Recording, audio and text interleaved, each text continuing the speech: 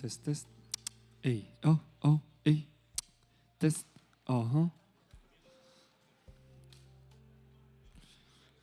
Test. Oh, oh, oh, oh.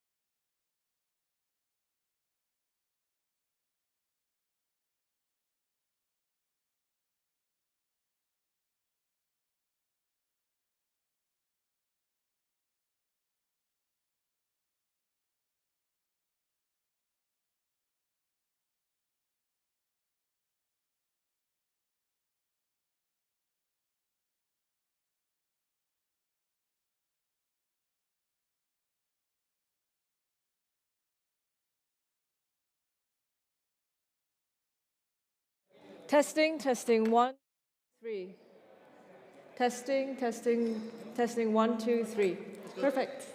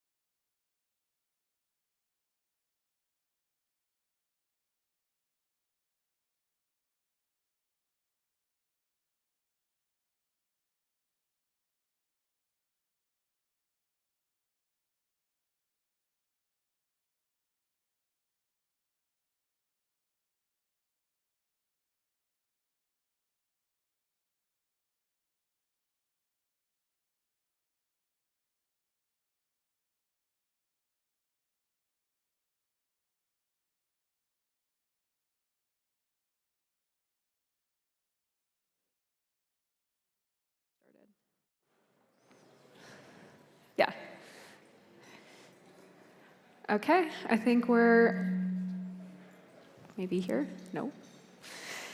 Okay, well, I'll say this quickly. All right, everyone, we are here to listen to a talk by Michelle Lai on getting to Gilead from surveillance to control. So let's welcome her.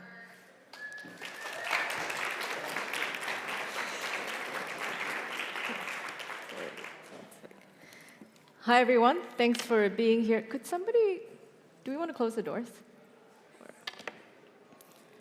Okay, cool.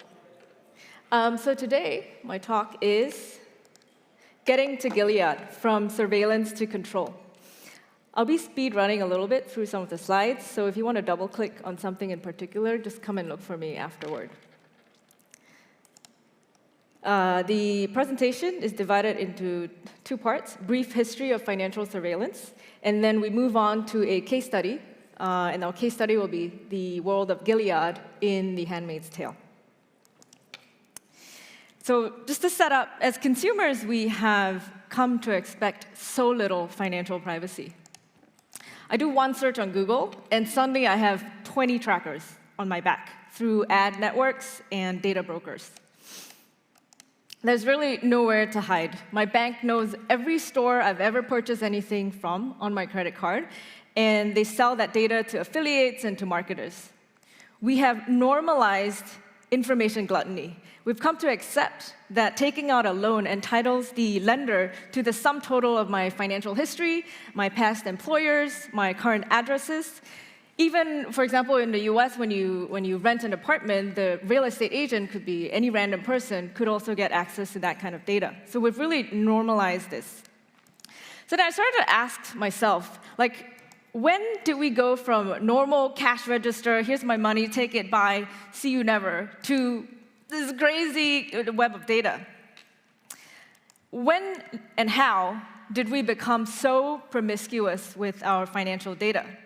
So I assumed it all happened in the last 20 years or so with the rise of the internet, and consumer apps. But when I started digging, I found out it started a long time ago. This is a magazine from 1953. And even then, a journalist remarked, personal credit ratings are kept by small bureaus, which are like branches of the FBI. Such news will make even the head of the Soviet police gnash his teeth in envy. And so, for example, these reports contain more intimate data than our credit reports contain today. They talk about your drinking habits. They gossip about how people are living beyond their means, whether people like them at work and in the community. So this was 1953. But the more digging I did, I realized, actually, it started a long, long time ago. So this is a newspaper article from 1873. And the subtitle reads, "Private Detectives Watching, Spies Around the House and in the Kitchen." So just for another example, these are some questions that these private detectives would ask your neighbors, your friends, your coworkers. Is he in debt? Does he drink? Does he keep a mistress? Does he go to brothels? So very, very invasive. This is 1873. So we kind of get an answer for when it might have all started, this change in financial privacy. The other question we asked is why? Why did this happen? And a heads up, this is quite a US-centric history, but the rest of the world was not far behind. So the end of the Civil War in the late 1800s left the US with better transport networks and a concentration of raw materials. It also led, unfortunately, to a shrunken labor pool, which increased the need for mechanization. And so all of these together sped up industrialization. But mass production requires mass consumption. And to have mass consumption, you need credit. What does credit need? Credit needs trust. And to trust somebody, you do need information on them, who they are like, what their moral character is like. This is one guy's financial and personal record from the late 1800s. So you can see how it talks about his relationship with his wife, what his estimated income is, etc., what his job history is like. And mass consumption also requires advertisements so that we know what we want to spend our money on. And this is an early washing machine and a broom. But I can't lend to you if I don't know you. Credit was fine when villages were small. Everybody knew everybody. But as cities grew and people started moving around, it became impossible to keep track of everybody. But no worries, somebody else can tell me about you. By the late 1890s, retailers started to share their blacklist of delinquent customers. And by the 1910s and 20s, more formal credit bureaus emerged. So this picture on the right is the Detroit Credit Bureau in 1927. And you can see rows of operators answering credit inquiries. And what these bureaus would do is they would hire private investigators to keep tabs on anyone they could keep tabs on. I can't, though, sell profitably to you if I don't know you. So what happened with the credit bureaus over time is they found an additional revenue stream. They would sell their data to retailers. So these retailers could upgrade from mass advertising. So not everybody wants to buy a gun. And as another example, if Mrs. Beckett, if you knew through her records at the department store that she bought high-end suits for her husband, maybe we should also show her some high-end fur coats. This is an ad from 1938. We don't have time to cover a lot of the other supporting technologies that supported the growth of surveillance, but here are some briefly. And I was very tickled to find this out. So apparently, vertical filing cabinets, they were a breakthrough. They were a symbol of modernity. It was the way businesses would scale into the far future. And this allowed credit bureaus to start collecting troves and troves of data and be able to collect the information, retrieve the information reasonably. It was such a breakthrough that just 2 years ago, there was an author that released a whole book on what an innovation the vertical filing cabinet was.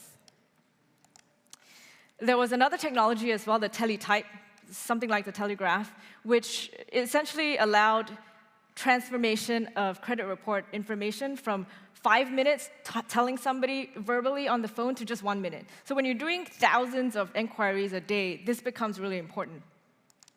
And obviously, computers. Computers very obviously allow more data to be collected. But an unexpected side effect was when computers first came out, they were very expensive.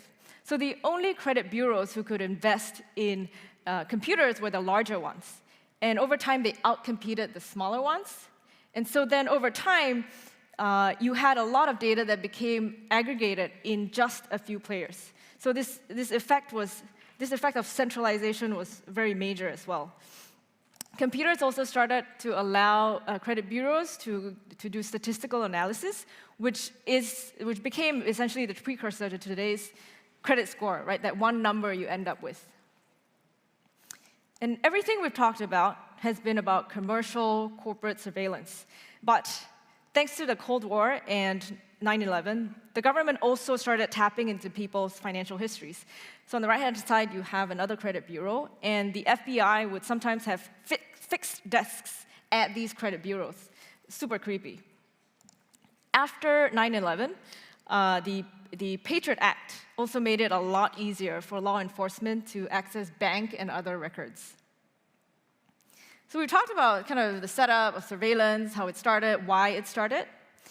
The next question is, how does surveillance lead to control? Because there is a gap between spying on people and restricting what they can do. For that, I turned to a case study. We're going to look at the Republic of Gilead in The Handmaid's Tale by Margaret Atwood. Just by show of hands, can you kind of, if you have some familiarity with the story, can you put your hands up? Okay, so it's about 30%. Okay, cool. Let's see. I highly recommend starting with the Hulu series. It's a really great introduction. And then for more details, the book is great too. So what is Gilead? Gilead is an evolution of a previously free United States. It's marked by a number of features. I'm going to go through them. So first, there is military control. There are guns and spies everywhere. There is financial control. All your accounts are controlled. There is meticulous accounting of who's buying what. There's also extreme religion. They hang people from different religions. They even hang people who, say, doctors who used to do abortions before the Republic of Gilead. And this has very eerie kind of analogies to today. Not the hanging, but the kind of looking back at who's done these kind of processes. And famously, there is what I call coerced reproduction. Most people call it rape. Of these handmaids that the story is named after, it's marked by patriarchy. So even the women who helped create Gilead are relegated to powerless roles. And then finally, there is a strong amount of hierarchy. Everyone has a defined role. So on the women's side, you have the wives who are married to commanders. You have the Marthas, they're basically house servants. You have the handmaids. You have aunts who train handmaids. And then everybody else is in this category called unwomen. So like they're gay people, they're other subversives, they're all sent to labor camps, where most of them just die of starvation and disease. Among the men, you have commanders at the top. And then you have, just one step below, the angels, who are the officers. And then you have guardians, who are cops. You have eyes, who are spies. So it's a very hierarchical system. You don't really go between the levels. And commanders and wives, they would be assigned handmaids, who basically are nothing more than walking wombs. So how did it happen? The book was written in 1985. So how did a free US turn into Gilead? Technically, two things happened. First, there was a bloody coup. I was trying to figure out which picture to take, but fortunately, I have a current reference. And secondly, women's payment cards were frozen. So overnight, they couldn't pay for anything, much less plane tickets. And also, they were all simultaneously fired from their jobs. So I sat there wondering, why did this happen? Especially after Roe v. Wade was overturned in recent years, I got very curious about what led to the creation of Gilead. Charlie Munger once said, if you find out where you're going to die, you just never go there. So that was why I was curious. So I read and I reread the book. It seems like the major motivations were politics, religion, environmental degradation, kind of economic issues, demographic collapse. But what gave the people the ability to do what they did? It seemed like it was a mix of financial surveillance, digital payments, key one, the military and emergency powers, or the ability to implement emergency powers, as well as, obviously, control of the media. So since this talk is about financial surveillance, let's double-click into that. These are excerpts from the book. And they talk about how, say, for example, the protagonist was remembering the paper money when they still had that. It seemed so primitive. Have you tried getting anything on your card today? They've frozen them. Any account with an F on it instead of an M.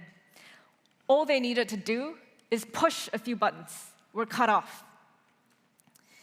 And if there had still been portable money, it would have been a lot more difficult.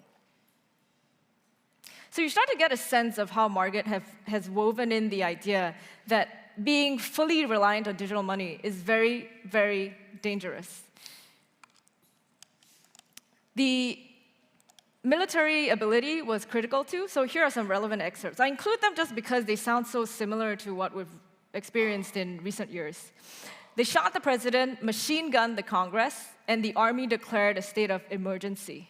They suspended the Constitution and said it would be temporary. everyone approved of that in the name of security. I've been so vexed by this question of how Gilead could happen that I chased her down recently.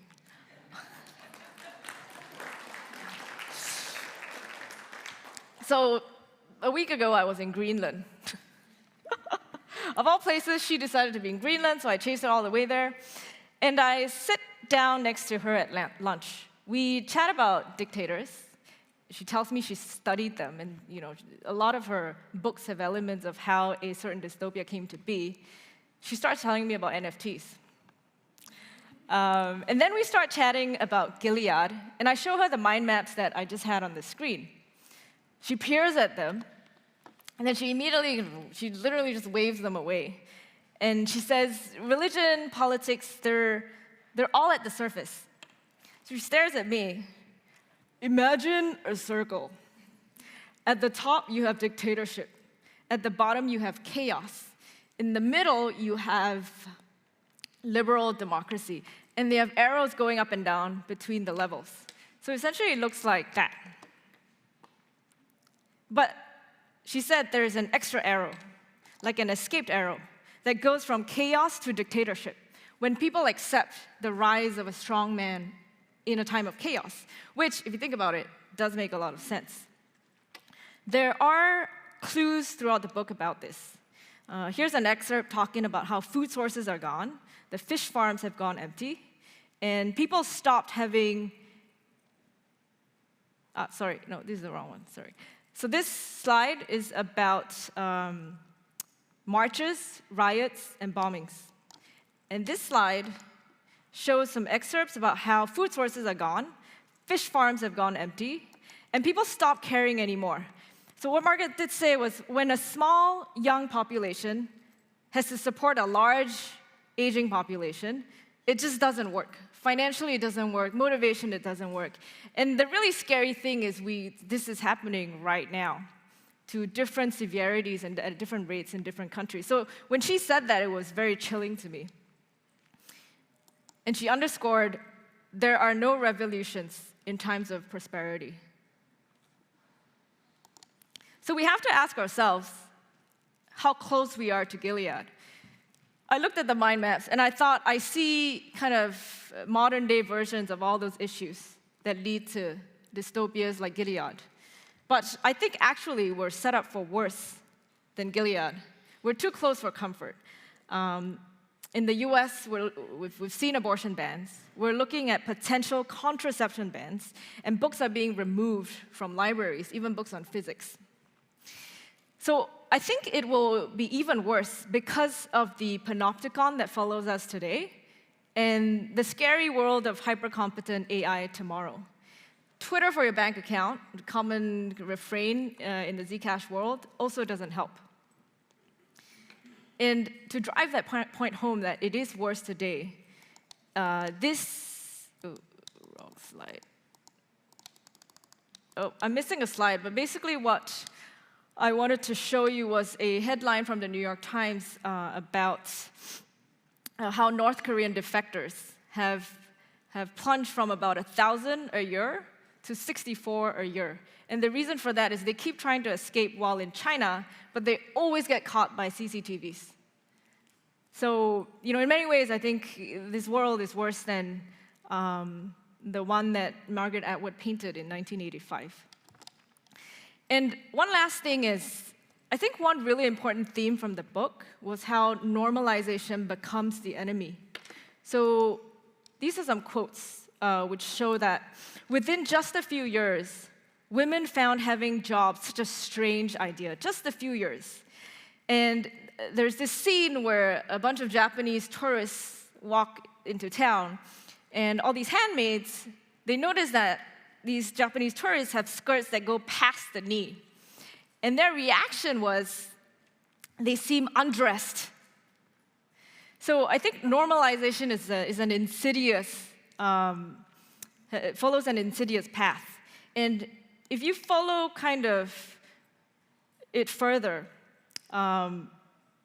the younger girls born after the takeover, they aren't even going to know what to fight for anymore. Because, as you see here, they will have no memories of any other way.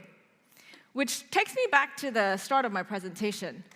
I'm a child of the mid-'80s. I have very little memory of financial privacy. The TikTok generation will have no memory of any kind of privacy. So who is going to keep fighting when all of you retire?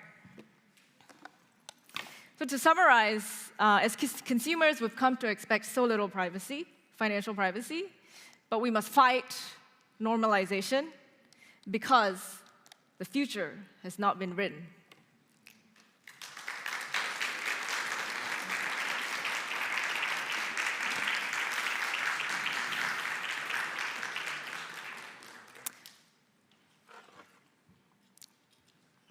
Question? Hello? OK. Yes, we don't have any questions from Huva, so if people in the room want to ask, yeah, please go ahead. Yes, I had a question. What did Margaret Atwood say about NFTs? It's a great question. I think she, like a lot of creatives, have felt exploited by a lot of these models who have absorbed their work. And so one way to reclaim some of that, at least for her, it sounds like she's launching kind of book sales where she would be entitled to secondary kind of royalties. So that was what she said about NFTs.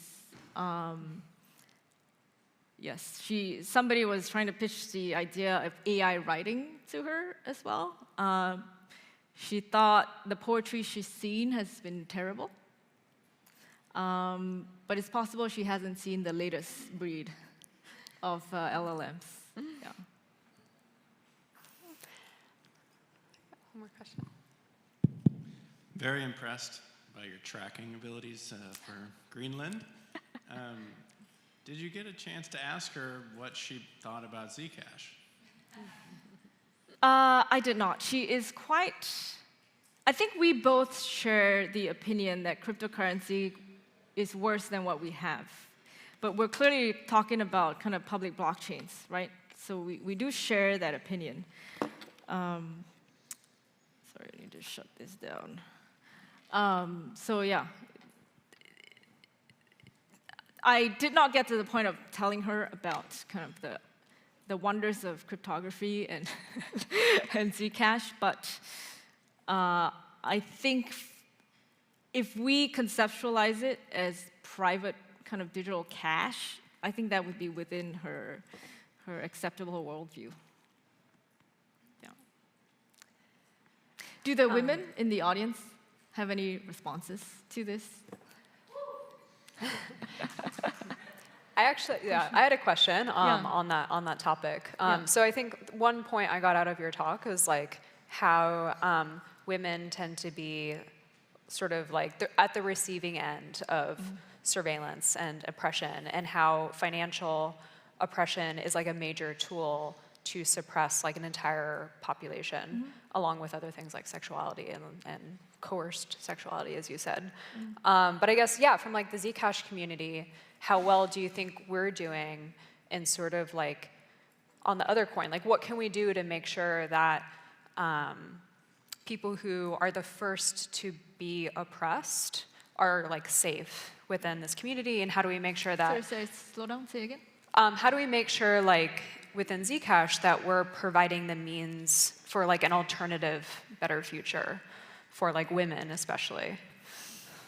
Yeah, so everybody's surveilled, but women in particular are easier to suppress. I think one of the things that worry me about crypto, Zcash or not, is that most of the people using, well, these tools of financial freedom are not women, right? So I do share that worry. I'm not sure how we can get women more interested, but perhaps it's better contrasting the idea that, hey, if you feel like there are certain parts of your life where you don't feel free, here's a tool you can use, and make it as user-friendly as possible. Because at current moment, I mean, just take a look around at the room. I think it's a better balance than at some conferences, but it's certainly not a tool that's, I think, sufficiently being used by a population who would benefit so much from being aware. Yeah. I had an add-on question. So I was recently at a dinner with like 5 women where none of them knew anything about crypto, and so I was like, well, let's do this thing. And so in an attempt to explain it to them and kind of to what you're saying, to try to like suggest that there is a benefit to privacy at all, even just let alone financial privacy, there was such a huge pushback because I think, at least my takeaway was that women are perhaps more indoctrinated in the concept of like, I have nothing to hide issue, right? So I was curious, like in your experience with, I'm sure the many people that you talk to all the time, like have you found that when you speak with women, there's a particular kind of way of combating that ideology that resonates with them? I think you're always going to have some women who are more like, hey, here's a problem, I'm going to solve it now. Here's a tool I'm going to use. And then you're going to have other women who, are not like that. And I think my answer is not really an answer to what to say to other women, but more, in the Me Too movement, right? There's also the concept of how do we enroll men to help women out too, right? And I think that's a very strong and energetic population. So I'm not saying, or rather what I'm saying is, for men who feel inspired to make it easier for the women in their lives that they love and they know, I think there's a way for you to make things easier and more compelling to the women around you. So, endow them with the tools with which to protect themselves, especially for a time when you may not be there. Yeah. So you mentioned history, and I found that, really interesting. I guess in terms of like paying respect or thinking about history, because you see this, for example, in China with the Cultural Revolution that sort of rewrote history and that sort of disappeared. And in your case, even though you were born in the 80s, you went back 100 years prior and sort of studied history. And I think that's something that's often missing in the cryptocurrency space, and also perhaps as an attitude among the TikTok generation. So I'm curious to hear what your thoughts are, or Margaret Atwood's thoughts are, in terms of paying attention to sort of history and looking back, if you have any thoughts around that. Yes. She's a student of history. She is also apparently one writer in a family of biologists. That's how so long ago she was exposed to the idea of low fertility and the environmental effects of what was happening then. So for example, in 1985, sperm motility in the US was already coming down. I know this today, but I didn't realize, So I think, she is a very serious student of history. It's important. I think for us too, so my final message, fight normalization, calls to that as well, right? Like, we need to remember how certain things were so that we can fight the idea that this is normal. There are a lot of things we accept today that are normal, but actually it's not ideal. At East Denver this year, I organized a series of privacy events, and the first talk we had was titled, "We Almost Didn't Get Encryption." And so we had some 90s cypherpunks on stage. I think one of them is in the audience today. And the goal there was to remind people that if the cypherpunks didn't fight in the 90s, we may have some really shitty encryption algorithms that are basically a joke today, right? So we kind of always need to remind people of how things were, yeah. And I think all of us in the room have this responsibility, right? We can't just sit here, I love privacy, freedom, whatever, but you need to remind people we can't take it for granted. So another question, the vision of Gilead is pretty similar to me, at least, to Orwell's 1984 book and the vision of the state, where everything is super controlled, surveillance-based, and all that stuff. There's also a different vision of that by Huxley in A Happy World book, where basically the society is kind of slipped over or basically abducted by continuous bombarding of ads and things that give them like so little time of excitement, and later it disappears and they found lost. This kind of similar also to the TikTok generation thing that you mentioned, where you get some amount of dopamine released really quickly, but then it's like completely unproductive and doesn't really bring you anything valuable at all. So I was wondering, what's your take on whether maybe we're not going towards Gilead, or maybe at least to a mix of these together with some other kinds of states or societies that are forming, where people is so bombarded with ads and stupid things to chase for, like cars, phones, whatever it is, that it's not going against them directly, but in reality, if you let enough time go, it will turn against them finally. So what's your take on that? Yeah, I think you're absolutely right. Like, you know, we have bajillions of dollars being spent towards hitting our dopamine receptors. So, and I think in addition, the world is also bifurcating, right, into people with such different ideas about how to run the world. And this was something I was going to have in my presentation, but the idea that there are a lot of people who, just for a sense of belonging, they want to be part of, you know, some violent group or, you know, 4chan, etc. I think part of that stupidification also turns people towards doing things that are entirely not rational, not intellectual. So I think there are double dangers in this kind of commercial trend that we're seeing, commercial drivers that we're seeing. All right, that's going to have to be our last question. I think we're at time, so. Yeah, I get to ask it or not? I know it was the last one. That's fine. No, I'll take it offline. Yeah, I think that, because we're definitely at time. So let's thank Michelle.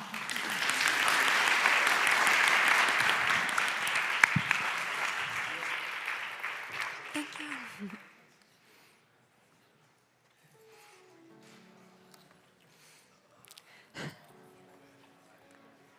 Hello. No.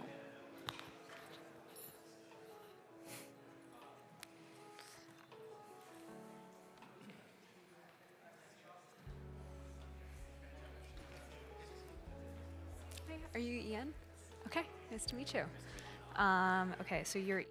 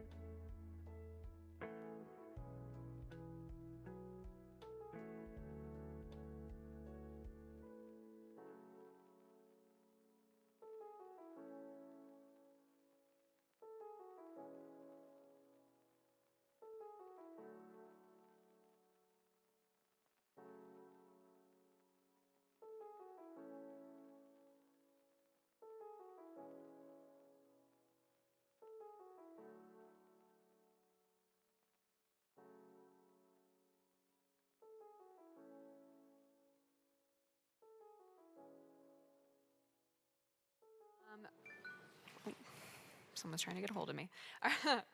Okay. All right, everyone. So up next, we have Ian Sagstetter, and he's going to be talking to us about why Zcash has no morals. So thank you, and please welcome him. Yeah, thanks. Hey, everyone.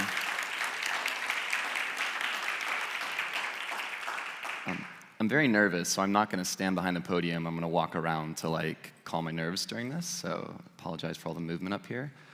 But yeah, so first I want to obviously thank the foundation for putting on this event. I know these things are extremely difficult to do. And also giving me the platform to have this talk. I'm sure they saw the slides beforehand and might not be in agreement with everyone here today, so I appreciate that.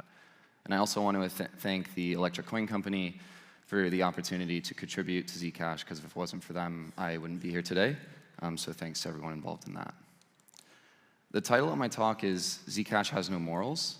And my argument today is that making any type of pseudo-political argument around adopting privacy technologies is not things that we should be currently focusing on, because one, I don't think they work, and two, I think we have better things that we could do to help drive adoption. My name's Ian Sagstetter. I'm the community and marketing lead at Espresso Systems, and I've also contributed to Zcash via the Electric Coin Company. I'm currently finishing up a minor grant with the Zcash Foundation, and I created an open source project called ZecHub, which is now being managed by an amazing community of dozens of people. So I think for like the next 5 to 6 minutes, I definitely want to set some context around the talk, right? Because I'm going to be spouting off these ideas, and people will be like, okay, where are we going with this? I've seen this guy's Twitter account before. So I want to ask our Lord Satoshi for forgiveness, because I have LARPed. I have a lot of the time used these arguments around we're making the world a better place, and if people adopt our technology, only good things will come of it. And I think getting into these situations, it's very easy to say those things because they give a lot of likes on social media, and they're easy to repeat, and they're easy to share, and it feels really good. But we stay inside of our bubble, and how much change are we actually making when we make these statements? So as someone who has done that frequently, I want to apologize. And I also want to say some things that we agree on. I think privacy is a human right. I would extend that to anonymous speech, anonymous payments, and anonymous assembly. I think Zcash is amazing as a technology and a money, and I think that everyone who has built on it and is currently built on it who has built on it in the past is amazing. And I think everyone in this room believes that censorship-resistant money that protects user privacy is a good thing. And I want to put a big emphasis on the word believes, because if we all believe something and we have consensus around that, that's great, but that doesn't necessarily make it true in the world. There's a lot of people and a lot of groups that believe a lot of crazy shit, and doesn't mean they're right. So why are some of us here? As Joshua Dial, who is Joe Exotic's campaign manager, if you're not familiar with Joe Exotic, he was the Tiger King, and he ran for US president, so eloquently put it, I'm a libertarian, so technically fuck the feds, right? So when we're constructing these systems, Zcash, Bitcoin, Ethereum, etc., they're extremely anarchic systems where we're not trying to create new asset classes, we're trying to replace fiat. We're trying to get new alternatives and new options to fiat currencies. So that's a very anarchic ideal, and that's why I think some of us are here. And you don't have to be a libertarian to have anarchic tendencies. And that is only one of the reasons. Whether you're an anarchist or anarcho-capitalist on that kind of political spectrum, that might be a reason you're here. You might be here solely for the math and the cryptography behind Zcash because it's very interesting and you want to find out ways you can advance the cryptography outside of the Zcash-specific application. You might be an investor, and you might have bought money with Zcash, and you were hoping that that asset would increase relative to the fiat currency you denominate your savings in. You might have read Facebook's privacy policy and went, that's pretty scary, so what if I learned about better ways to protect myself online, and you got here? Or you're just happy to be here, and you're contributing, you don't really know why you're in this room right now, but you're amazing and you're happy, and we appreciate that as well.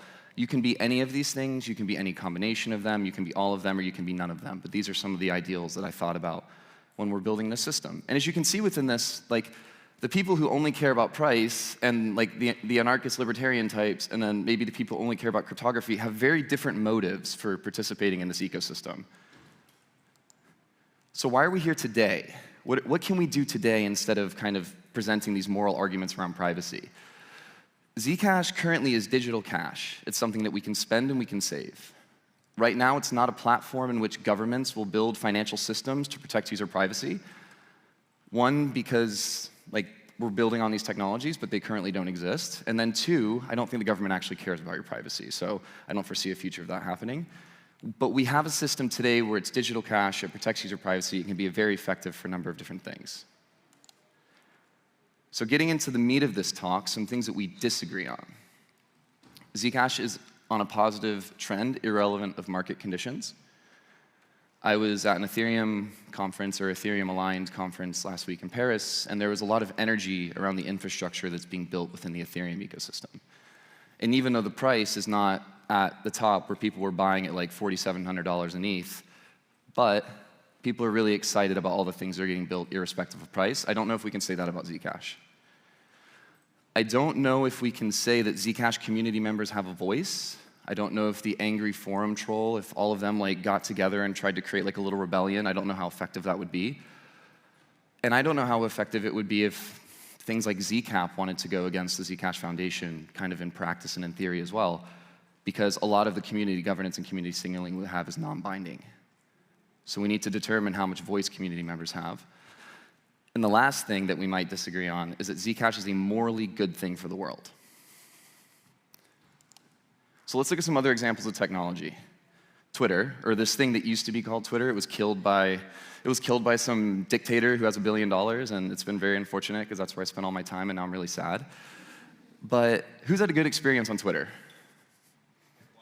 Like one good experience at all, right? And who's had a bad experience?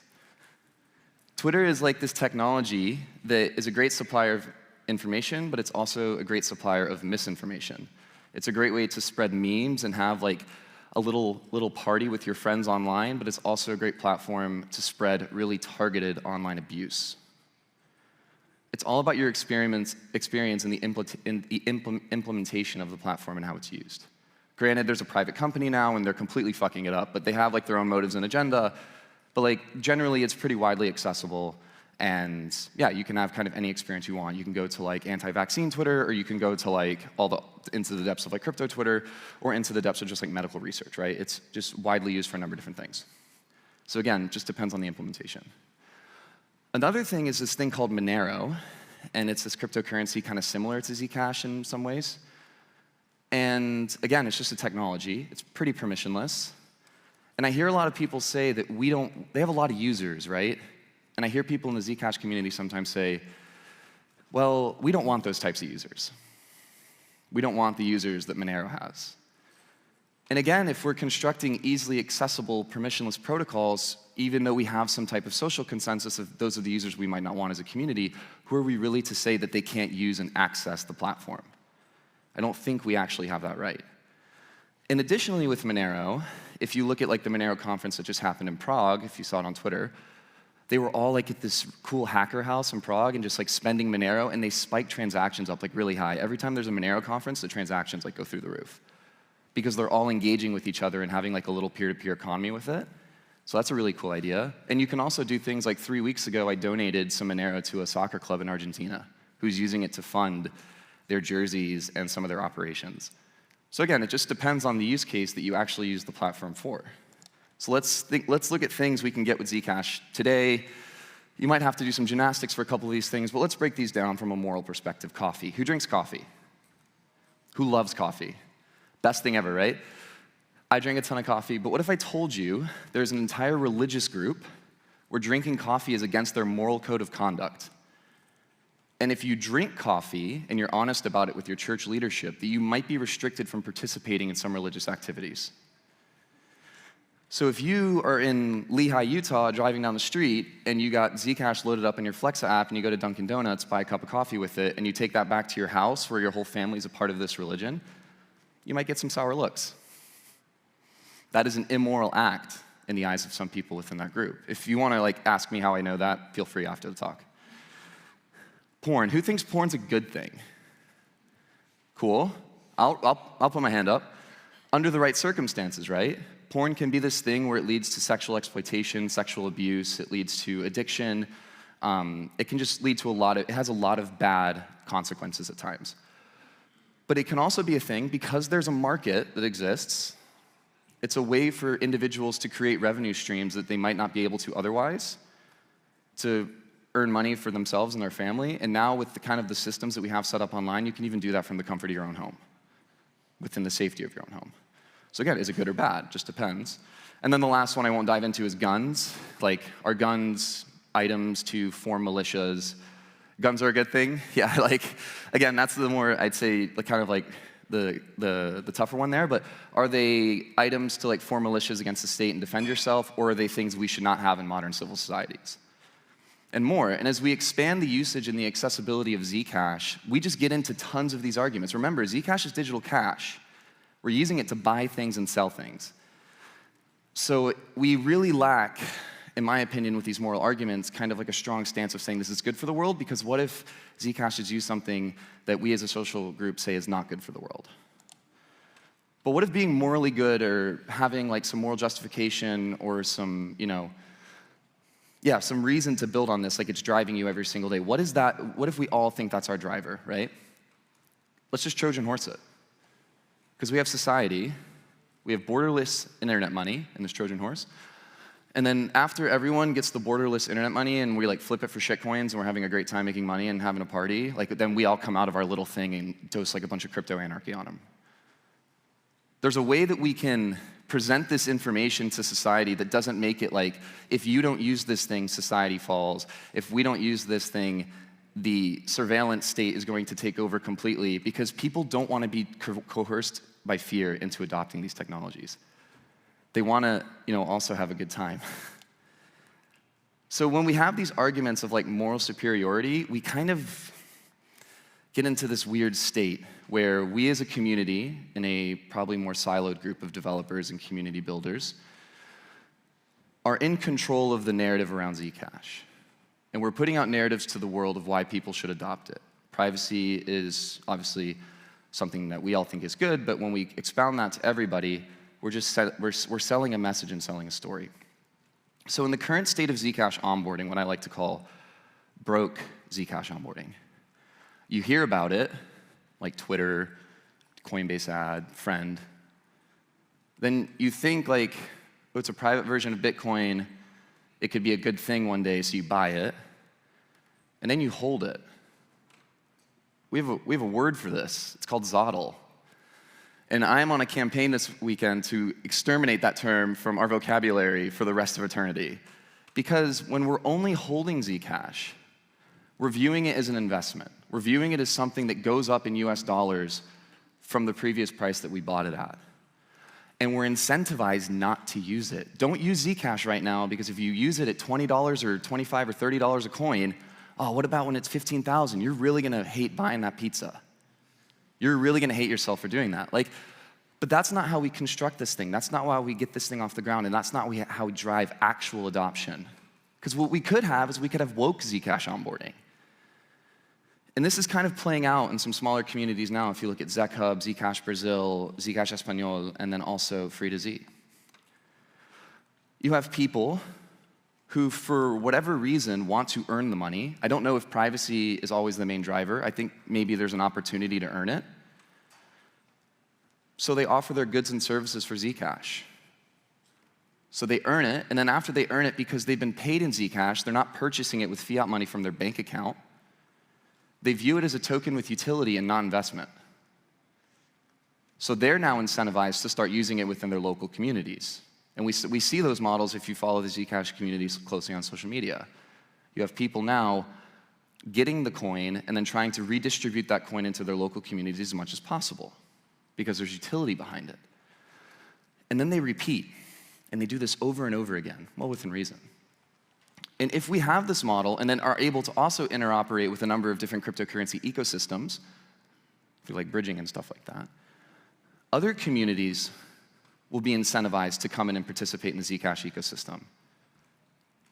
And then they'll be able to have the choice to hold it, use it, or swap out of it.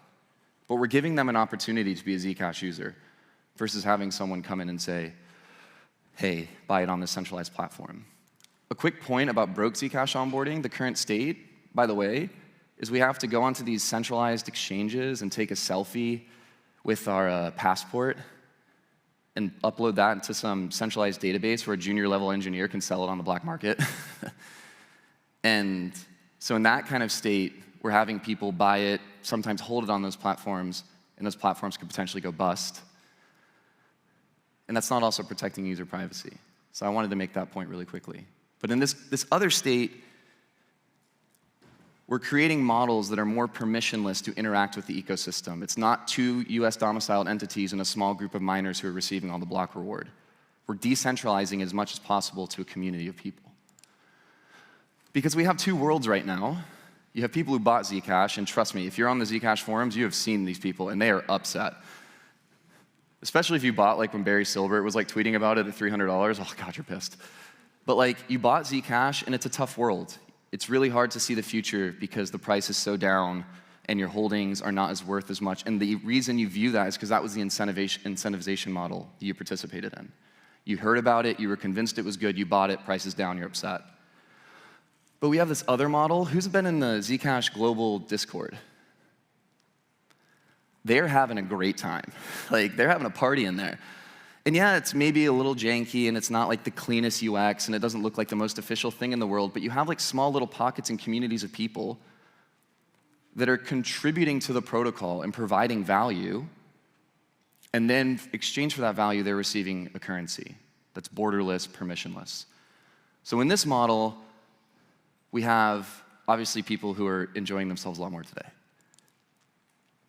So where I want to spend the meat of the talk today is focusing on this idea of less mission alignment and more accessibility. So the first point, create more opportunities for people to participate in the Zcash economy. There's things that we can do today with Zcash's digital cash to create this model. If we look at things like the Miner Grants Program, ZecHub's Bounty Program, the Global Ambassadors, we have people receiving, well, relatively small amounts of Zcash compared to like the more major grants. But they're taking this and they're decentralizing the workload. They're creating more opportunities for people to come in and earn Zcash directly from the block reward. And they're creating a model where people view that token with utility, et cetera, and start using it. So the thing that we can do right now in these discussions that we're going to have this weekend is like, how can we decentralize the dev fund as reasonably as possible to create more earning opportunities for people within the ecosystem to contribute, participate, earn Zcash, and have a different incentive model instead of just buying it on Coinbase?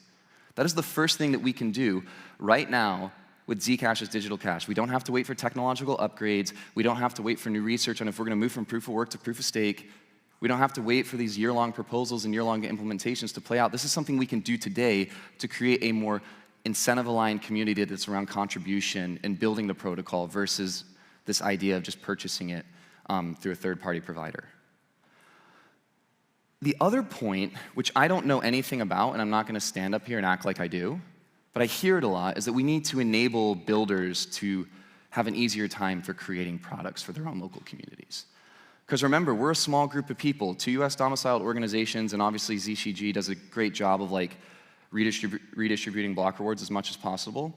But when I'm tweeting from my apartment in Minneapolis, Minnesota, where I used to live, about how Zcash is going to save the world, I don't know how it's actually going to do that. I'm just tweeting something because it's easy to say, it aligns with the mission theoretically, and it's good for likes. But what if we had a more permissive protocol that enabled people to come in and build applications for the use cases that matter to them? And instead of us as a community trying to make those decisions and we're just kind of throwing darts in the air. So for example, if you need to create a privacy stack for people who need to solicit and pay for abortions in states where those are legal, how can we make Zcash the currency that drives that economy? And remember, no morals, right? On the other side of this pseudo-political aisle, what if we need to create a similar stack for someone trying to sell Bibles on a black market where Christianity is illegal? And remember, no morals. Whether these things are good or bad or indifferent to us, we just need to enable the access and enable the product so people can build these things for the people that need them. So people who need privacy can get it, and we're doing it in a way that we as a community are just letting the cards fall where they may. So what we're doing now, instead of marketing campaigns and all these different ideas, we're driving adoption through accessibility and utility and not pseudo-political, trust me arguments. Josh Swihart from the ECC had a forum post where he mentioned like the price of Zcash versus Bitcoin is a good indicator for how much it's being used, and that a lot of Zcash is moving to the shielded pool, but we're not seeing like an uptick in transactions, for example. If we have this model of really focusing on utility and usage and accessibility, independent of the use case and independent of how we feel about it, we're also going to drive more value to the network, which increases the price, which financially incentivizes miners or stakers to secure the network, and we have a more sustainable future. So we can't say the price here doesn't matter, because remember, we're talking about the incentive model where people bought it and they're upset, and that's not the one we want, but we also can't say to them that the price doesn't matter, that the price is the least interesting thing about this technology. Because if there's no price, if the price is zero, this doesn't happen, the network isn't secure, and I lose my grant, like a lot of people lose their jobs, and we don't get to fund the things that we think are really important. So now we're creating this like feedback loop where people are getting into the network, they're actively using it, they're actively participating, they're actively contributing in driving more value. That value is accrued in network price, more secure network, and then we can fund more things that we think are really freaking cool. So just because we're saying that we should step away from incentivizing people to use centralized exchanges or do KYC, whatever, we're not telling them that the price doesn't matter. That's a very key important point that I want to get across. Because we currently have two paths. One path is, it's dark, it's cold, it's rainy, it's really hard, near impossible mission to accomplish. And it's you're kind of alone. Because it's among a centralized group of people who are making the decisions, who are receiving the majority of the block reward, who have the ability to decide who gets to participate or not, based on various models. But it's alone. And we end up getting into this circle of like having to depend on political arguments to keep us motivated because it's really hard to build. Or you could have this other model and this other path where it's dark, cold, lonely. I mean, not lonely, dark, cold, nearly impossible mission. But you're a part of a decentralized community that has different values, different use cases, and different implementations of the Zcash protocol. But as we're driving more usage, that attracts more people, again, the feedback loop. And as there's more people, more of those groups start to appear. So you're able to find your group within this larger community. So if you care about ensuring that everyone has access to safely and securely pay for abortions, if you decentralize the community and the protocol, even for use cases that you don't agree with, more people who believe in that same type of thing will be able to come in and participate and be able to build with us. And that model is a lot more fun. I would argue that it's more productive, it's more sustainable, and yeah, it's still a nearly impossible mission, but we're all gonna die anyways because the AI is gonna kill us, so let's have fun while it lasts, right? And that's my argument for today. Decentralize the dev fund, make it easy for people to participate, so thank you.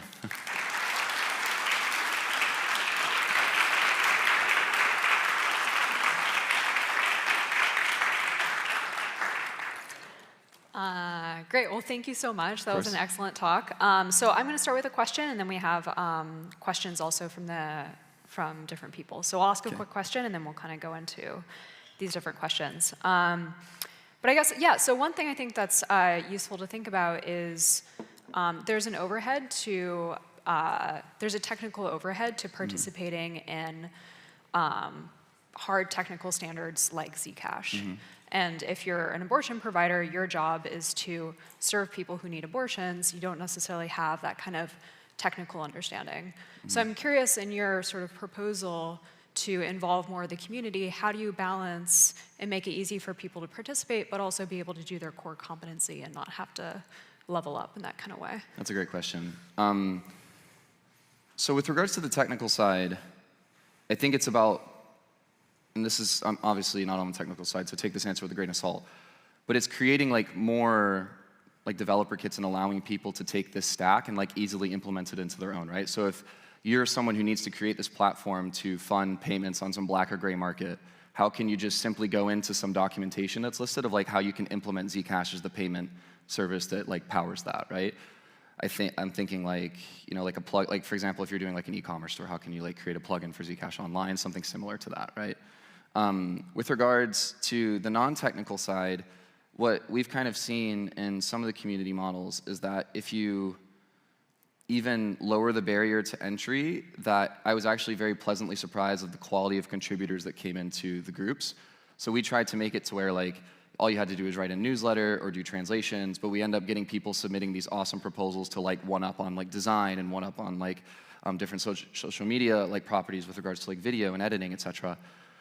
So I think on the non-technical side, by just giving people a space and an opportunity to come in, it's more accessible and more welcoming, and easier to kind of find your lane. People, I think, who want to contribute usually have something valuable to add. So I would say that most examples we've seen, just people come in and build really cool stuff. There's not been a lot of hand-holding on the non-technical side, especially. Cool. That's a really great answer. Yeah, so I guess another question that was asked was, just kind of considering a situation where, so we say Zcash has no morals, you might be able, and this is true for a lot of technology, you could use it for good or you could use it for bad, and that's something I think we as a community are pretty, well aware of. But, for example, like in the setting where Zcash could be used for things like money laundering, and what if the government asks Zcash to sort of like open up and like consider that in the future? How do we grapple with scenarios like that? So I think, and I'm not going to credit myself for this idea, this is all Amber Baldet, if you're familiar with her, she's awesome. I think most people are good. So I think if you make the protocol, if there's like an incentive model that attracts people to the protocol, for example, opportunities to earn Zcash, like we see a lot of people from various parts of the world do that. And when they get the money and they're able to build things on their own, like they're just going to build like useful things and good things. And hopefully if you make the protocol accessible, the good outweighs the bad. The other side of that is it depends on like what government are we adhering to. That's kind of like my issue with a lot of like the compliance protocols around privacy. It's like, are we listening to the US government and their sanctions list, or are we going to listen to the North Korean government and their sanctions list? Like, what's the standard? And which centralized entity is to say what like is illegal or legal, right? Because like, for example, in Afghanistan, girls can't even like go to university. Right. So like, it's, for me, by just creating a permissionless protocol, the theory is like people will build more good things than bad. I think you kind of saw that with like maybe Bitcoin's trajectory, is like it was drug money in the beginning, and then now it's kind of a meme with the hodl stuff, but like people are building really useful applications for kind of worthwhile causes in the eyes of a lot of the world. I would just see like a similar trend, potentially. Yeah. So make the community bigger, and then we have more good things to argue Yeah, about. because I think most people are good. I don't think most people have more like bad agendas, for example. Yeah. All right. So now we have another question about, so kind of along that similar line, what is your thoughts about religious institutions around the world potentially opening up to Zcash because they might require financial privacy? Is that something you've seen or you think might happen? I've never seen it. I think that, again, that's one of the examples I brought up, like buying Bibles on the black market is a great use case for cryptocurrencies, potentially, right? Potentially. So like, yeah, like creating models where people could implement that as a part of their stack and they can use that to transact. Yeah, it would be a great use case. I just haven't seen it. So I'd be interested in that being implemented. How do we open up our community to start welcoming these people in, making it not so hypothetical? So the first thing I would do is look at models. I think Zcash Brazil is a great example. I don't know if he wants me to share this, but I'm going to, so don't shoot me, Michael. Cool. Michael was a global ambassador and had his own stipend, which is a relatively not what we would live on full time in the US. And he even distributed that to a group of 6 people. And as a community, because they distributed it and it had more than one person building, they were able to build a community that was so effective that it justified receiving more money than an ambassador stipend. So I would look at those types of models of what things are we doing in Zcash right now that are kind of inefficient and maybe not as effective, and like, okay, let's try something new. What if we took that money and reinvested it into community programs that are onboarding more contributors, onboarding new ideas, and making it easier to contribute and obviously earn Zcash directly from the block reward. So I would look at those types of models. Okay. So it sounds like we have some like good things already, but we need to build on it. Yeah, I think because that's the whole idea, right? This is like obviously, I'm saying change a lot, but these models already exist. They exist in the form of a lot of the global ambassadors. They exist in the form of ZecHub. They exist in the form of the Zcash Foundation Minor Grants Program. Like, we need more of that, and let's really invest in those models and make it, attract more people and get more people into the ecosystem. Yeah. Cool. All right. Well, we're out of time. Thanks, Ian. And yeah, thanks so much.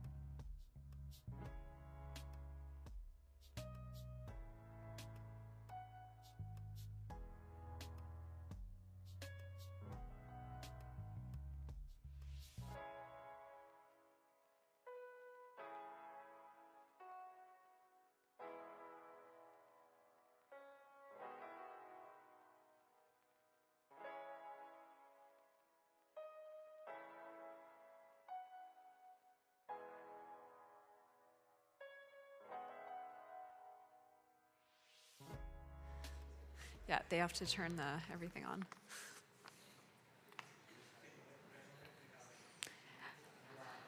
All right, so for the last talk of this session, we have Naomi Brockwell, and she's going to be talking to us about the essentials of practical privacy. So thank you very much, and please welcome her.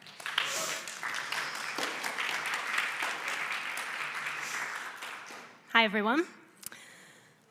So privacy is essential for a free society. It allows people to dissent, have independent thoughts, hold people accountable without fear of retribution. Financial privacy is a key part of that. Money allows us to interact with the world around us, and while things like our social media posts might be our stated preferences, our financial choices are our revealed preferences. It's us putting our money where our mouths are. It demonstrates not who we profess to be, but who we actually are, as revealed by the choices that we make. Being able to peek into our financial data allows others a deeper insight into our lives than most people realize. Financial privacy and financial surveillance are kind of wonky terms, but what finance refers to on a very practical level, it's the very intimate details of how you interact with the world around you. So financial surveillance means someone seeing that you bought that wedding dress, that you bought that birth control, that you support someone on OnlyFans, that you support WikiLeaks, that you pay to see a marriage counselor twice a week, that you just hired the services of a divorce lawyer, or you've been undergoing treatment in an addiction facility. Financial privacy simply means the ability to partake in daily activities with dignity without having to reveal them to the world. Financial privacy, like privacy itself, is essential for a free society because the movement of our money reveals a treasure trove of information about our relationships, our jobs, our beliefs, our habits. Financial privacy allows us to support causes that we believe in without fear of retribution, to flee dangerous situations without fear of being tracked, to live our daily lives without feeling like every choice we make is on display and needs to be self-censored. Indeed, how can we truly have a free society if the way that we interact with the world around us is constantly monitored and controlled? Yet, despite the clear importance of financial privacy, it has all but disappeared in today's world. I created a channel to teach people how to carve out privacy in their digital lives and protect their privacy. But the hardest part of the whole jigsaw puzzle, the thing that I had the most trouble explaining to people how to do, is how to carve out financial privacy. And that is because of the stranglehold that central entities have over the entire system. It is the hardest part of privacy. If you want to send money anywhere, you need to use digital payment rails like SWIFT, Chess, ACH, Fedwire, SEPA, CNAPS. They are all heavily regulated systems where governments hold the reins of control. You can only access them through intermediaries, and you have to ask permission in order to use them. This enables censorship of entire industries through government covert programs like Operation Choke Point, because governments are able to dictate who has access to the financial world and who doesn't. What's more is that the gatekeepers of these systems have erected surveillance points at each juncture, monitoring all activities taking place in the digital financial realm. If we want to reclaim financial privacy, we're not going to find our solutions in the traditional financial world. I have lost all hope that we're going to be able to legislate privacy back into that world, into this system where payment rails are controlled by governments and banks. We need another system. But luckily, there are solutions. And indeed, if you're at a Zcash conference, you are a little bit aware of what those solutions may be. So in this talk, I want to dive deep into financial privacy. Financial surveillance has become so normalized in today's society that people instinctively bristle at the idea that a person might be allowed to spend their own money without governments knowing about it. And they think that this financial system can't and shouldn't operate without pervasive tracking and monitoring. So I first want to try to disarm this pernicious narrative so that we no longer take it for granted. I want to remind people that this total financial surveillance is actually a relatively new phenomenon. So we'll talk about the history of how this surveillance has come about and why it's essential that we reclaim the narrative around privacy. Financial privacy is not just normal, it's also essential for a free society. And then I'll talk about how you can reclaim more privacy in your financial activities. First, obviously, there's cash. Cash is great, but we'll discuss its limitations, especially in a global digital economy. Then there are digital alternatives, specifically cryptocurrencies. And while decentralized cryptocurrencies do offer the hope of censorship-resistant money, most are far from private. It depends on which currency you use, and most importantly, it depends on how you use it, even if you're using currencies that prioritize privacy. So we'll dive into techniques used to track cryptocurrency payments and de-anonymize transactions, and I'll explain what you can do to stay more private when using them. Everything I'll talk about is perfectly legal, I'll just say. So if you're bristling at this idea, it's all legal. You just have to choose to opt in, and it's easy to opt in. So if you're watching at home, I know a lot of people will be watching this video who aren't at a Zcash conference, and maybe they haven't yet taken the dive into cryptocurrencies. But if you are interested in privacy, I encourage you to start learning more about crypto.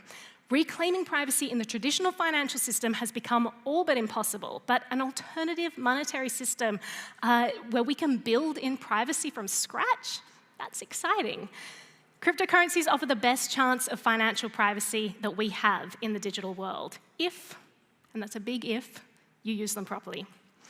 So let's start by talking about the current state of financial data collection. TLDR, it's not great. Every time you use a bank card, countless entities get access to your data. So there's your bank, there's the card network, there's the merchant, there's the payment processor, point-of-sale systems, the retailer's bank, mobile wallets, and financial apps if you've connected your transactions to those and tied them to your purchases. And then there are the thousands of entities that this data is then sold to. And yes, people are selling your data, even your bank, especially your bank. And it's perfectly legal for them to do so. Your financial activity is ending up in countless profiles that are sold all over the internet. Most people don't know that this is happening, or they've been trained not to care. In fact, many people are eager to announce that they have nothing to hide. Who hears that all the time? I have nothing to hide. It's a phrase that's used as this declaration of moral purity. But the fact is that financial surveillance is responsible for undermining the freedom and safety of billions of people every single day. Just look at those in Hong Kong who lined up for hours at train stations to pay in cash during the protests, knowing that any electronic payment would immediately tie their location to the protests and would result in their persecution. The moral grandstanding of those who renounce privacy, financial privacy, as a principle, it just means that they're privileged enough to be shielded from the oppressive effects of this surveillance. But the grandstanding isn't just blind to what's already happening around the world. It's also naive. Even if someone is a law-abiding citizen one day, that could change overnight. Laws change, social norms change, civil rights that you take for granted today might not always be there. But this financial surveillance apparatus that we've built and strengthened over decades will persist. Financial privacy isn't about enabling bad actors. It's about making sure that pervasive surveillance doesn't tip the balance of power so far away from the individual that we lose our free society. We must shift our perspective of financial privacy from a luxury to a necessity. Our day-to-day activities, whether they involve routine grocery shopping or political activism, require the shield of privacy to prevent undue scrutiny and control. And without this, our capacity to engage with the world and support organizations that we believe in is at risk of being arbitrarily severed.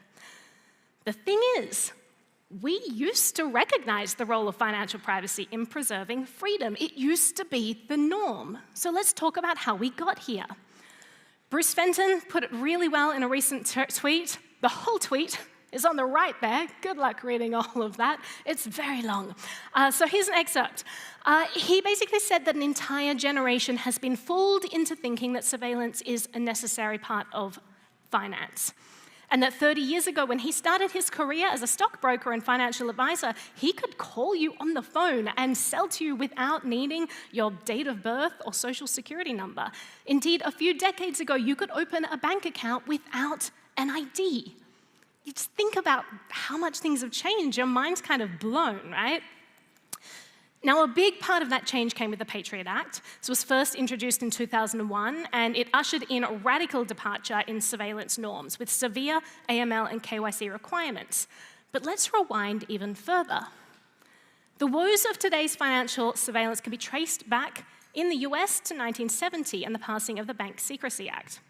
This act mandated that if you make cash transactions over a certain amount, your bank will consider this suspicious activity and send the government a report about it. Now, today, people have become numb to this surveillance. We're so used to this reporting that we don't even blink an eye. But the Bank Secrecy Act at the time was incredibly controversial. It was challenged as unconstitutional because the government isn't meant to be able to get information about you without a warrant. The Bank Secrecy Act's mandated reporting of financial transactions was a form of government surveillance without a warrant or probable cause, and this was prohibited by the Fourth Amendment.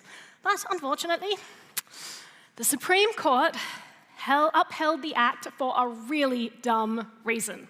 They said that the $10,000 reporting threshold written into the act wasn't an undue burden because the amount was so high in 1970.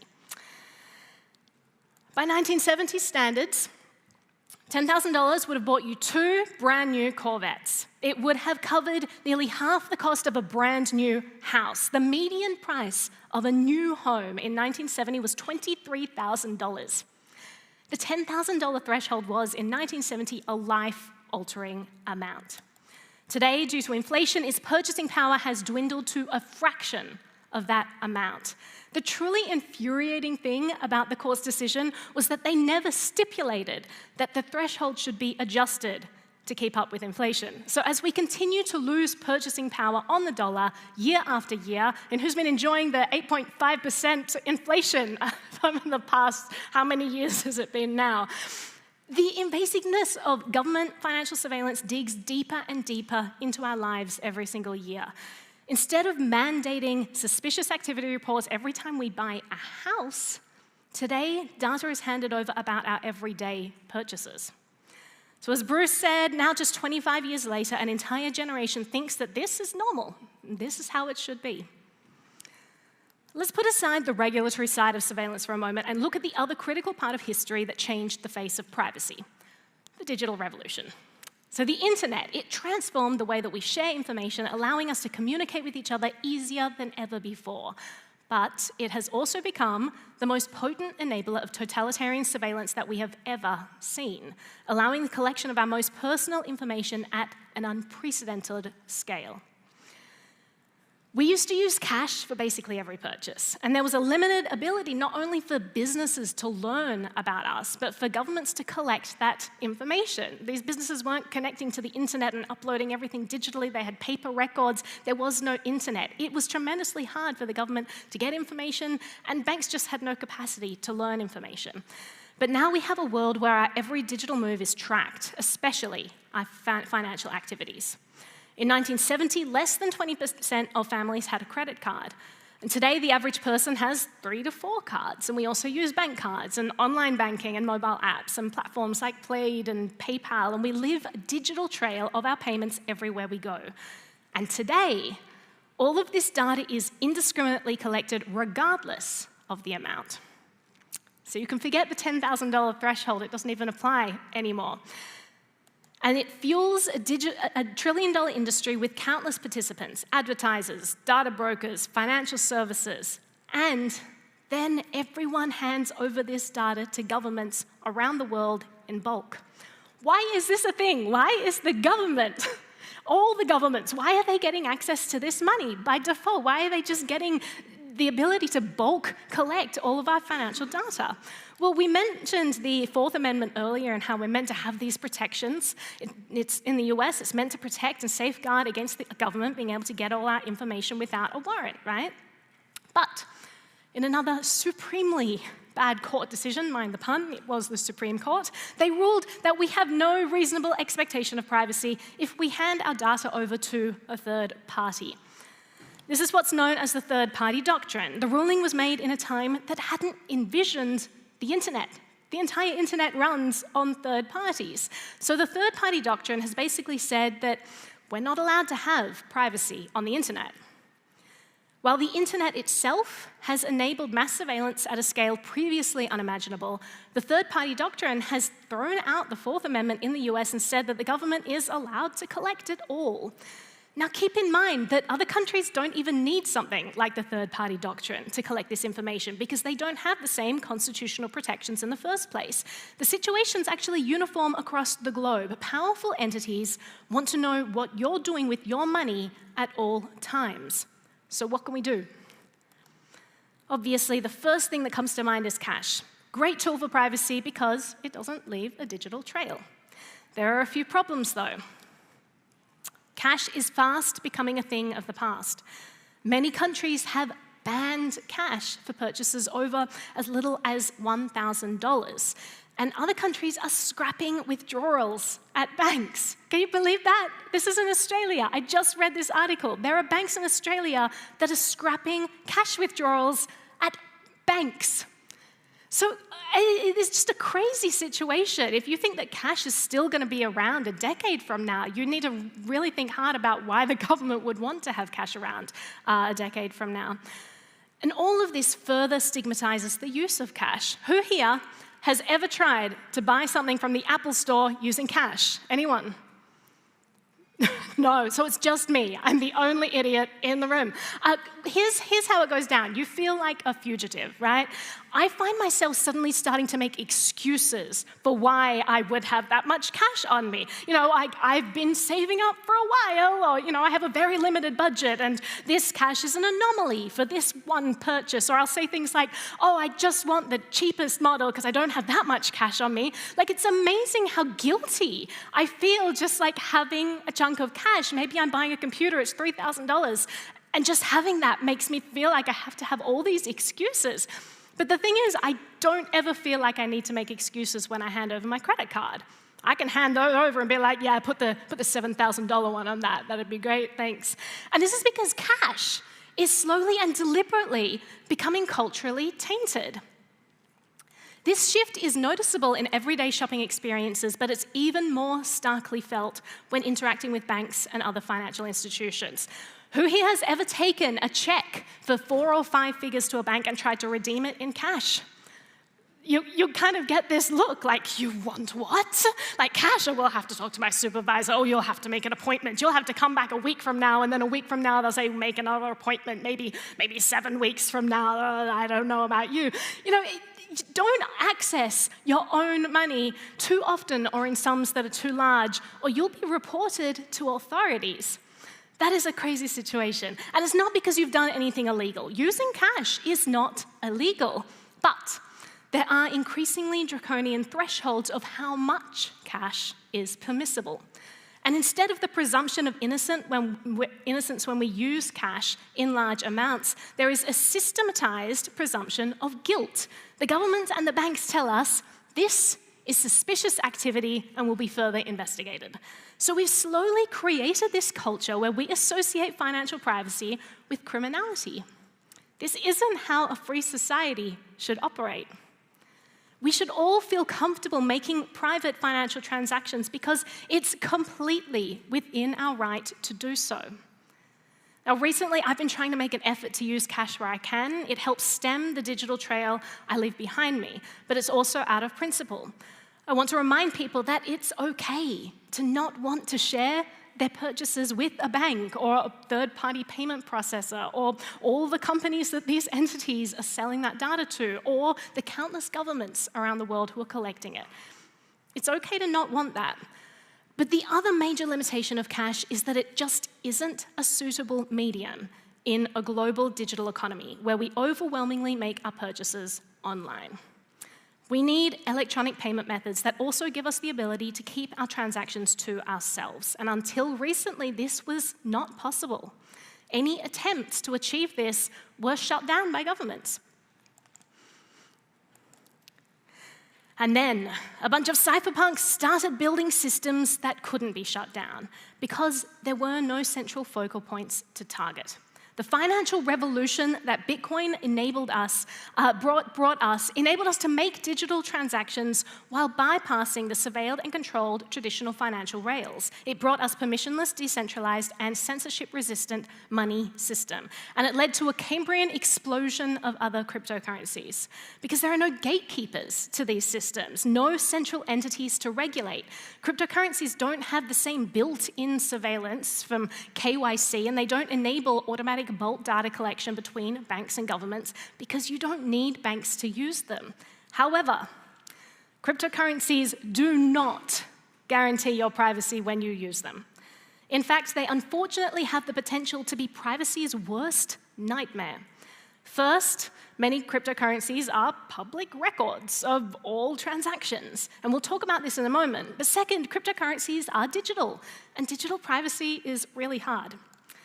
Thomas Drake, former senior executive at the NSA, he's a digital surveillance expert and whistleblower, once said, "There is no absolute anonymity electronically. There are means that make it more difficult to identify you, but there's always a digital trail." So let's learn about the ways to eliminate this digital trail as much as possible. We can actually achieve better privacy than you might realize. Now remember, there's basically no hope of privacy in the traditional financial system. At least with cryptocurrencies, privacy is possible. And achieving robust privacy is going to be a lot easier with some cryptocurrencies than with others. So I'll provide a bunch of tips for digital financial privacy. As I go through each tip, I'll explain the tracking threat model that we're trying to protect against. So the first step, use privacy coins. Now, there are a lot of disclaimers in this one. We'll break them down as we explain all of this, because privacy coins that are referred to as privacy coins vary dramatically in how they do or don't protect your privacy. And on top of that, you have to use them properly. But for now, let's just talk about one of the main benefits of using a privacy coin, which we'll define as a type of cryptocurrency that prioritizes the anonymity of its users and employs various techniques to conceal information about transactions. So most decentralized cryptocurrencies like Bitcoin have big ledgers called blockchains that publicly record all information about each transaction for anyone to see. Now, this on-chain data, often called a transaction graph, includes where money came from, where it went to, how much was sent, timestamps of when it all happened. And all of this information is publicly visible for many different cryptocurrencies. You can look on blockchain explorers and easily search through all of it for each transaction. But on-chain data goes so much deeper than just these elements.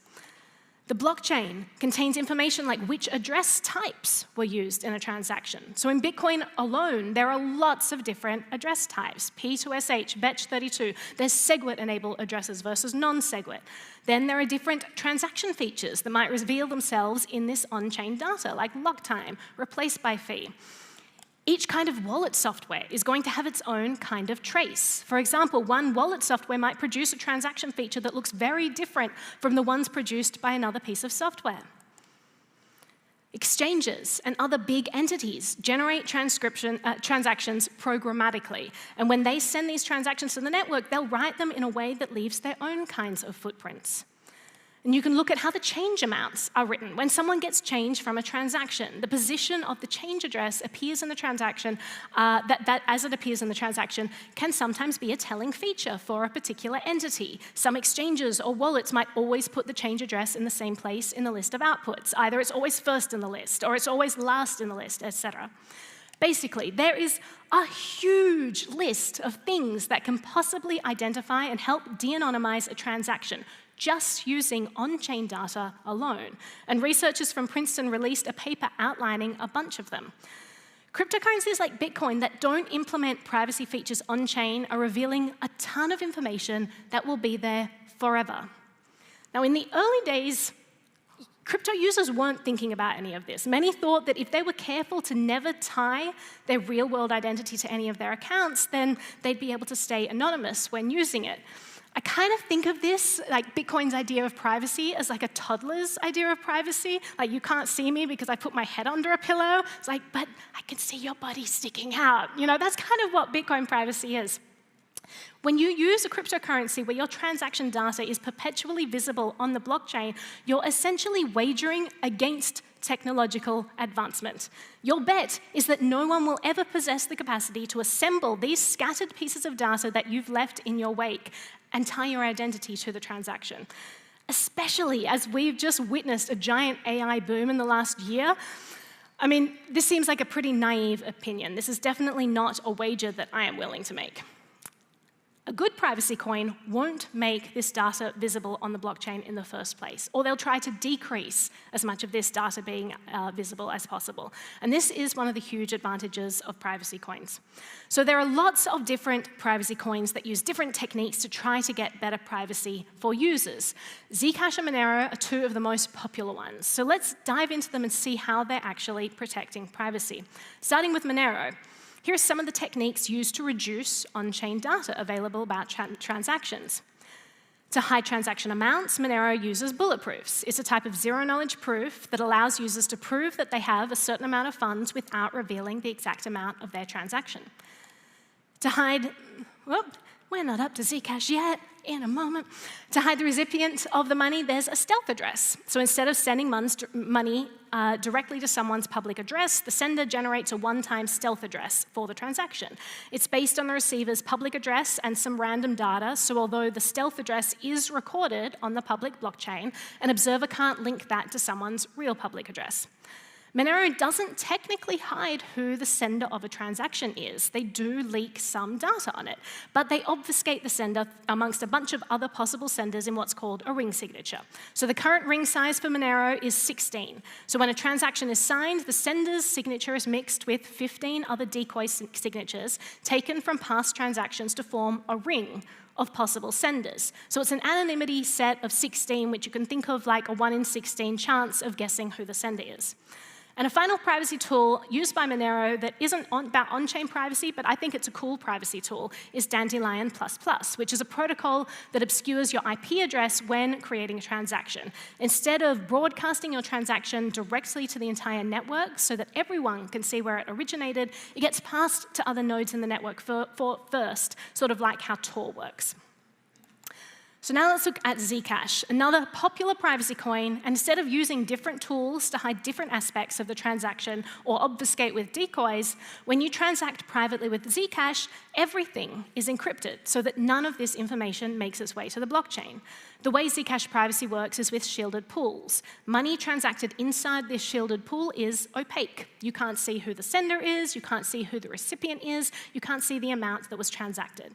So instead of an anonymity set being 16, where the privacy set is limited to the number of transactions mixed together at that single moment in time, the anonymity set of Zcash is everyone who has ever put money into the shielded pool that you're using, which is over 1.1 million for the sapling shielded pool and 305,000 for the orchard shielded pool as of February this year. Zcash also uses a fixed fee rate so that this doesn't leak unnecessary information about a transaction. So by using coins that radically reduce the amount of information that you can even see about a transaction on the blockchain, you're already taking huge steps towards improving your digital financial privacy. But using privacy coins is not enough. You have to use them properly. Which brings me to tip number 2. Don't use pass-through privacy, i.e. where you take your transparent coins, you exchange them into a privacy coin, then you send them straight back out into the transparent world, into a transparent coin, etc. Now, many people believe that if they exchange their coins into a privacy coin and out again, it will somehow wash them. It doesn't work like that. Privacy does not work as a pass-through mechanism, no matter which coin you're using, because de-anonymizing transactions is all about pattern matching. So just recently, a blog explained how hackers used malware in the Electrum Atom wallet to steal funds, and the blog detailed how these funds were able to be tracked to a Bitcoin address, then converted into Monero, and then converted back to Bitcoin. And the movement was easily tracked the whole way. How is this possible? Well, obviously, if you're using any kind of centralized exchange, they're going to know how funds are moved. But just from the mass tracking perspective, remember that list of all the transaction features and other on-chain data that can fingerprint transactions? If funds pass briefly through a privacy coin, an analyst will just pick up the scent again on the other side, matching attributes from before the funds were exchanged with funds that were made transparent again. It's an incredibly effective method. When you combine this with timing analysis, it's particularly potent. For example, if an observer notices that a certain amount is exchanged into a privacy coin and a similar amount exchanged for something else shortly after, it might be possible to infer that those transactions are linked, even if the details of what happened inside the privacy-enhanced tool are obscured. Even if funds are moved to a new chain, if the amounts are similar and timing analysis is employed, tracing the movement of the funds is possible. A swift in and out transaction will leave fingerprints on either side of a transaction that can be pattern matched. So it doesn't matter whether you're passing your money through Monero or shielded Zcash, privacy comes at rest, not as a pass-through mechanism. So how do you use these coins properly? Well, when you think of privacy, think of private storage, not private transactions. Actually store your coins within a privacy-enhanced environment, like a shielded pool, for an extended period. And by doing so, your funds become significantly harder to track amongst all other transactions. Now, this doesn't mean that you can never leave these private ecosystems. Privacy is just more effectively preserved over time, rather than just during the act of a single transaction. So this way, if you do eventually want to move your funds to a transparent ecosystem like Bitcoin or back into a transparent address, you can, because timing analysis won't be useful for matching transactions. But there are still other pattern matching that could work on the transparent side. So that brings us to tip number 3. Find ways to randomize behavior and transaction attributes. So for example, if you always use a particular address type, if you always use a particular wallet that writes out transactions in a particular way, if you always send funds during certain hours or on certain days, breaking up your patterns can be helpful. So let's quickly talk about coin mixes and coin join transactions in light of tips 2 and 3. So coin mixes allow you to tumble your coins around with a bunch of others in the hope that the trail is lost and no one can tell which coins are yours and when they come out the other side. And a coin join is one kind of coin mixing. These tools are similar to pass-through privacy. The anonymity set is capped at the number of inputs in that one transaction at that one particular moment in time. Now, you can think of a coin mixer's idea of privacy like a teenager's idea of privacy. You know, one that's kind of angsty and shouts like, "You can't prove it was me," you know, and they think that that's fine because, you know, they can just get away with that because plausible deniability or something like that. So I'll just reiterate, plausible deniability is not a good privacy strategy, right? Imagine someone walking and they briefly pass behind a curtain and then they keep walking out the other side. Yes. There is a brief moment where you lost track of them behind the curtain, but you saw them walk out the other side. So even if you lost sight of them momentarily, you can join the dots, just like other forms of pass-through privacy. Now, of course, coin mixes, they're not quite that simple. So don't get angry in comments or questions after or whatever. But chain analysts have proven to be able to follow coins through mixes and coin join transactions. So that's worth noting. And this has been confirmed by chain analytics companies like Chainalysis and Elliptic. Keep in mind, these companies are billion-dollar companies that have tremendous amounts of resources to put into just honing in on whatever data they can scrape from the internet to try to de-anonymize transactions. So again, pass-through privacy doesn't work. A swift in and out transaction will leave fingerprints on either side that can be pattern matched. So remember that. But there are things you can do to make things like coin mixes a little better. Again, if you're dealing with transparent coins, there's a lot of on-chain data that you just can't eliminate. So I don't recommend it. Coin mixes will only take you so far. But here are some things that will help a little. So the rule that the longer you leave your coins in a private ecosystem, the better, does apply here too. The longer you tumble your coins, the better. Now, this might be prohibitively expensive if you're using something like Bitcoin and you want to tumble your coins for several days straight. You will lose all of your Bitcoin doing that. But other coins, it might be more feasible. So Bitcoin Cash has their own variant of coin join called Cash Fusion, where you don't need to send money in set denominations. You can mix any amount.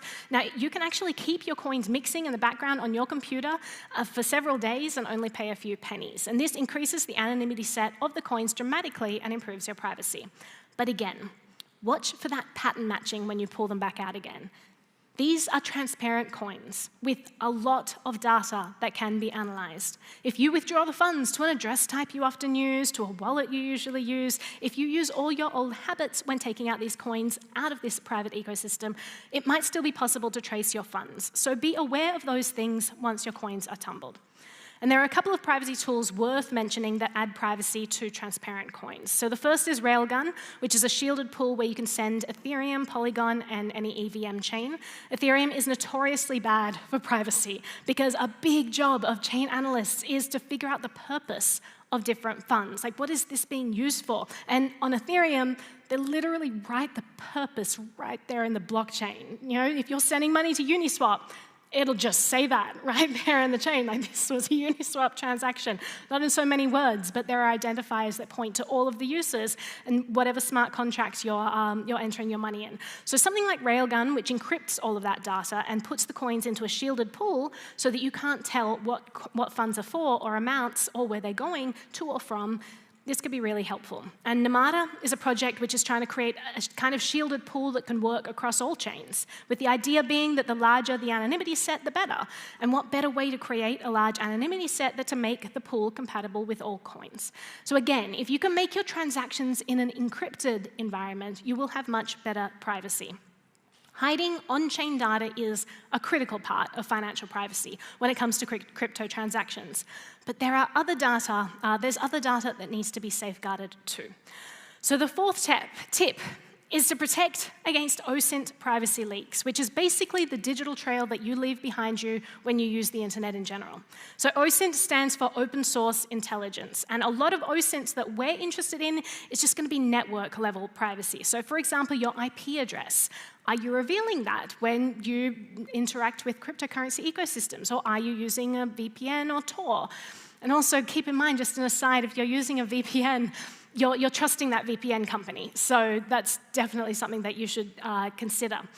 Now, there are lots of ways that someone might get your IP address as you interact in various ways with cryptocurrency. Nodes in the crypto network can collect IP addresses, for example. And you'll find that chain analytics firms actually run a lot of nodes in each network to try and help them collect as much data as possible and trace transactions. Websites that you visit also collect IP addresses, which includes blockchain explorers. When you use a blockchain explorer, I mean, you're just passively viewing data on a website, so you're not actually interacting with the network. So for most people, this won't seem like sensitive activity where they'd need to hide their IP address. Unfortunately, many chain analytics firms capitalize on this lax privacy. They've been known to secretly run blockchain explorers as honeypots to log people's IP addresses along with any other data that they can capture. And while you're not actually using the network when you look up transactions or addresses in a block explorer, you are declaring that you have interest in that transaction or address, which is another data point that can help de-anonymize transactions. Wallets can be another huge point of data leakage. In order for a wallet to be able to tell you how much money is in that wallet, it has to know which addresses belong to you, and it has to query those addresses on the blockchain. But the wallet on your phone isn't storing its own copy of the blockchain. That would be way too large and data intensive. Instead, you're probably running what's called a light wallet on your phone, and the wallet has its own servers that host nodes and have a copy of the relevant blockchains.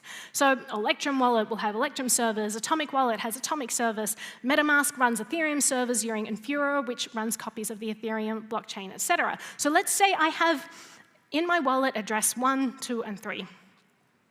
My light wallet will send a request across the internet to the wallet server and query balances for address number 1, address number 2, and address number 3. This is a huge deal for privacy because that query activity is often logged by the receiving server along with your IP address.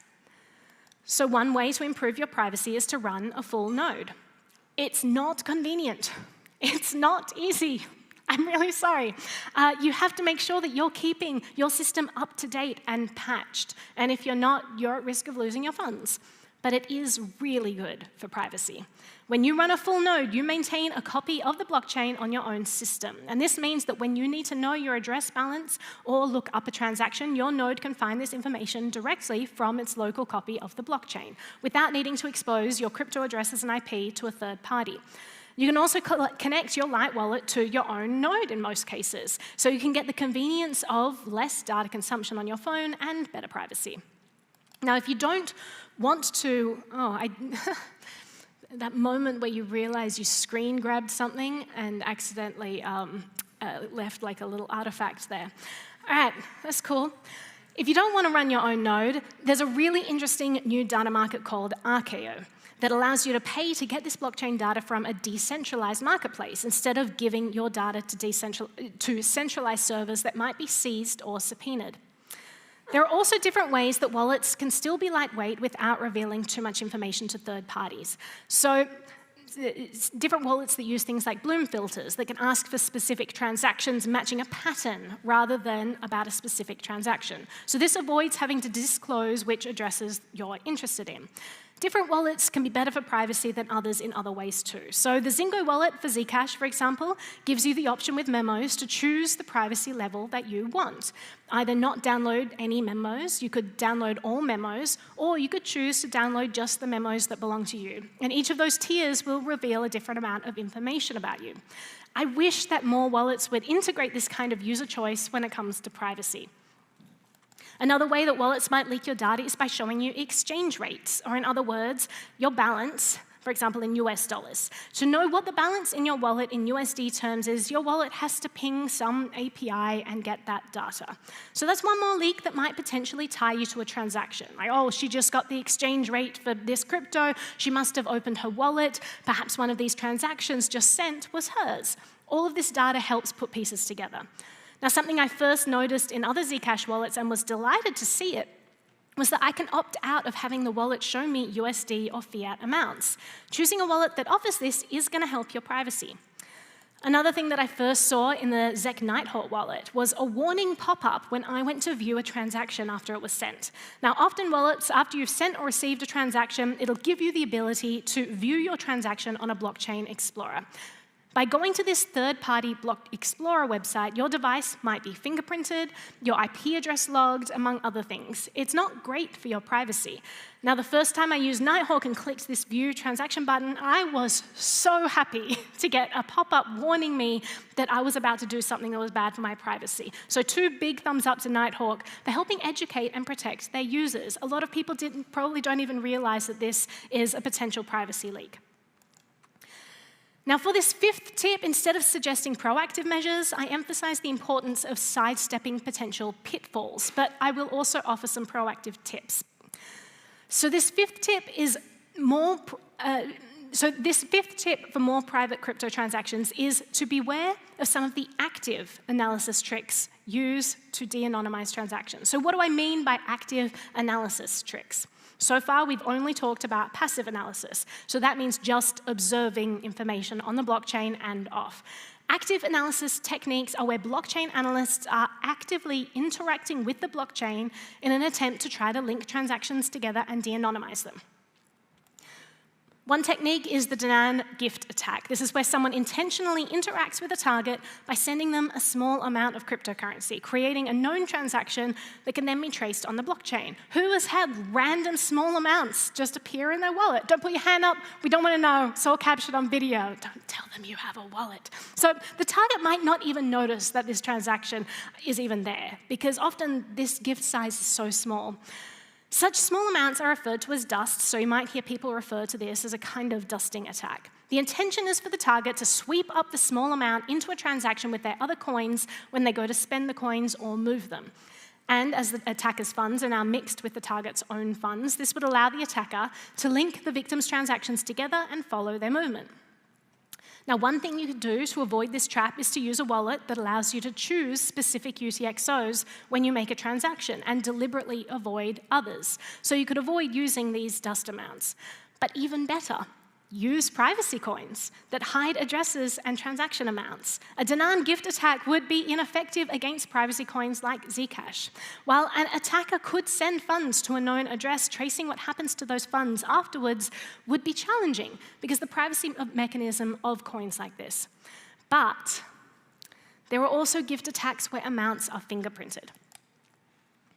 So because cryptocurrencies can be broken down into really small fractions of a coin with lots of decimal places, so 8 in the case of Zcash, 12 in the case of Monero, the amount gifted could be a tiny, distinct, and recognizable amount. For example, something like 0.00001678.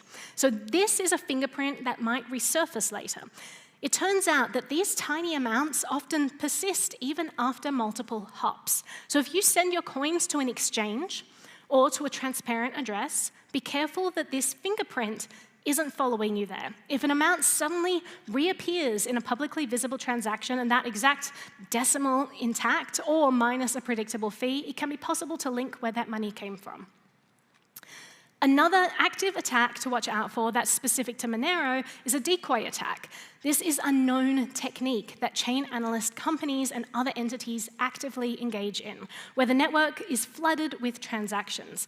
It's actually not that expensive to do, and those with vast means are looking for ways to break privacy coins.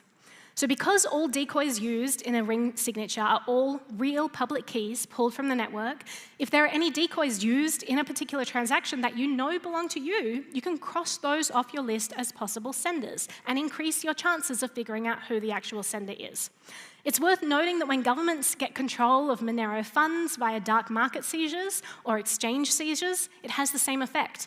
These outputs are now in the control of government entities, so if they show up in any future transactions as decoys, they can cross themselves off the list of possible senders. This is one of the greatest weaknesses of ring signatures, so I'm super happy that Monero is looking to get rid of the ring CT protocol for hiding senders and replace it with technology developed by the privacy coin Firo instead. Again, plausible deniability isn't a great privacy tool. So as far as Zcash is concerned, it's worth mentioning for any watching at home who aren't as familiar with these coins that when you use Zcash, you can actually choose whether or not you want your transaction to be private. This has come in handy because it allows exchanges to support transparent Zcash and still remain compliant, whereas many exchanges have delisted other privacy coins, and so as a result, they can be much harder to purchase. So that is an advantage.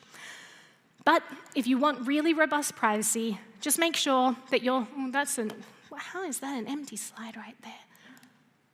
There we go. So you want to be sure that if you want really robust privacy, make sure that you're sending money from a shielded pool. So it's helpful to visualize Zcash transactions like this. There's a shielded pool, and sending money within that pool, super private. Sending money completely outside of that pool, not at all private. It's just like a Bitcoin transaction, right? If you send money into a shielded pool, no one can see where the money is going to, but they can see that it was you who sent it. And if you send money out of a shielded pool, people can see where it went, but they don't know anything about where it came from. So it's a misunderstanding to think that sending money to a transparent address from a shielded privacy pool undermines your privacy. It doesn't if you're using it correctly. No one can see where this money came from. It's pass-through privacy that is the problem. If you send money to a transparent address, it doesn't undermine your privacy at all if you are keeping your money at rest in a shielded pool and being aware of OSINT leakage. So that's an important distinction to be aware of.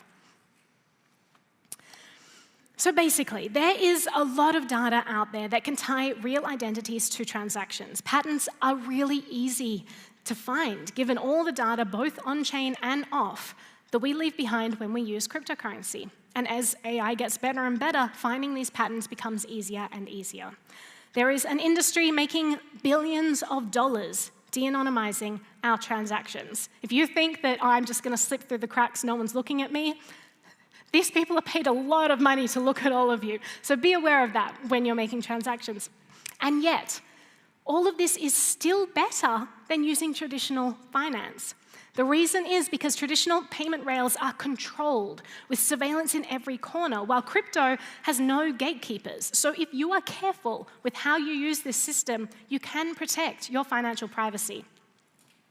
Traditional privacy tools like cash continue to dwindle in relevance, but cryptocurrencies like privacy coins present themselves as torchbearers of financial privacy in this new digital era. Just remember, with this promise comes caveats. The level of privacy that you get is contingent upon the choices you make, so make sure that you make good ones. The onus is on us to embrace our options and exercise our right to privacy. Now, we stand at the threshold of a new financial history.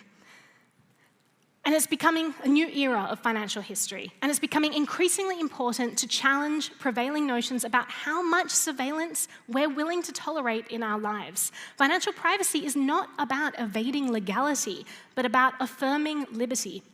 Financial surveillance is currently everywhere, but it's neither a necessary nor an inevitable feature of a monetary system. Privacy in our financial affairs is not only possible, but it's integral to the functioning of a free society.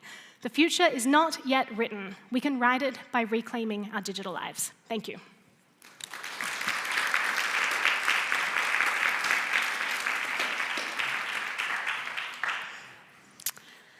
All right, so we have a number of questions, but I'm going to start off with the question, I guess, as someone who helps develop Zcash. And so for a lot of this, there's a lot of very technical, very subtle details that users need to remember. And generally, like, users tend to get things wrong because there's so many things that they have to remember.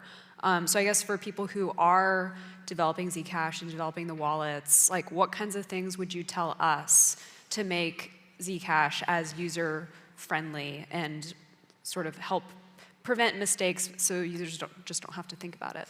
Well, I would say, like, it took me a long time to get into Zcash. I think when it first started, me and my friends set up computers and tried to, like, mine it, and then we were like, oh, this is very confusing. And, like, I just kind of forgot about it for years. The big thing that stopped me diving into it was honestly first understanding, like, well, how do I even make a private transaction? Like, is there like a thing that I need to do, a plugin I need to install? Is it like a separate wallet type that's a shielded wallet that I put it into? And so I think, like, even in wallets, like a frequently asked questions section that explains, like, if you send money to a T address, that is a transparent address. If you send money to a Z address, this is a shielded address. Kind of explaining that mechanism and that it's all about address types probably would have gotten me in a lot sooner, and it's the most frequent question that I get from people when they're asking about this. They were like, how do I even do it? It's like, just use a Z address. It's as simple as that. It seems so obvious to all of us, but if you're not aware of these systems, it can be really daunting. But yeah, just things like little tips that pop up that remind you about privacy and which things may actually be jeopardizing your privacy. That's not going to be great for everyone because a lot of people don't like that stuff. Me personally, I love being educated about that stuff. If I'm using something and suddenly I get a thing saying, hey, did you know that could hurt your privacy? That's super. I could be like, oh, I didn't know, and now I do, and I can make a more active decision in how much privacy I want to reveal. So stuff like that could be really helpful. Great. If there's wallet developers here, or if you know a wallet developer, please come engage in this conversation after this.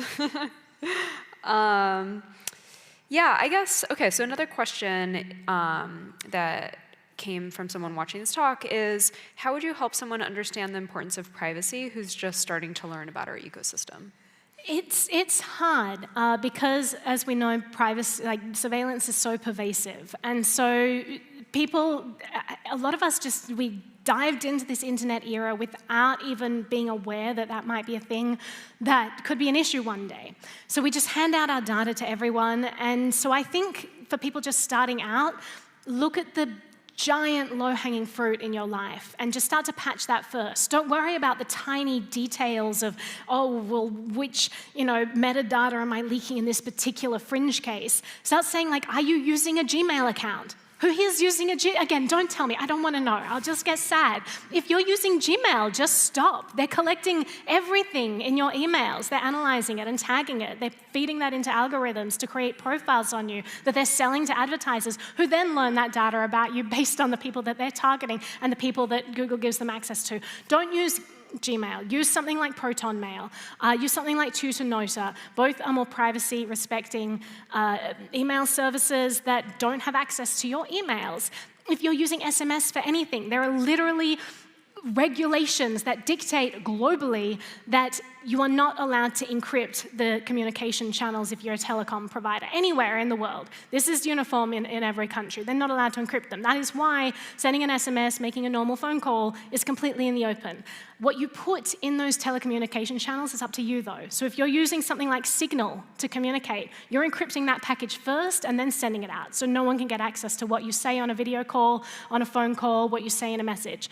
Stop using SMS, get everyone in your life onto something like Signal. Things like that. Just look for the giant low-hanging fruit if you're still using Facebook at all. But for DMs, just stop communicating with people there, message them and say, hey, this is my Signal number. It's a really easy app. Message me here.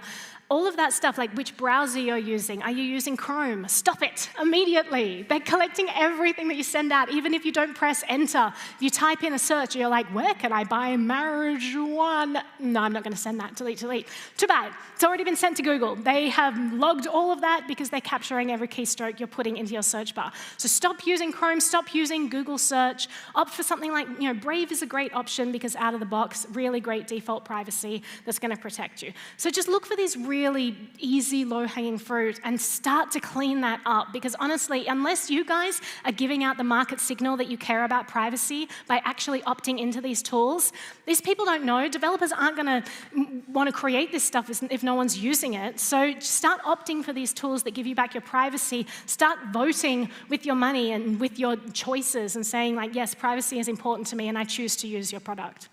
Great.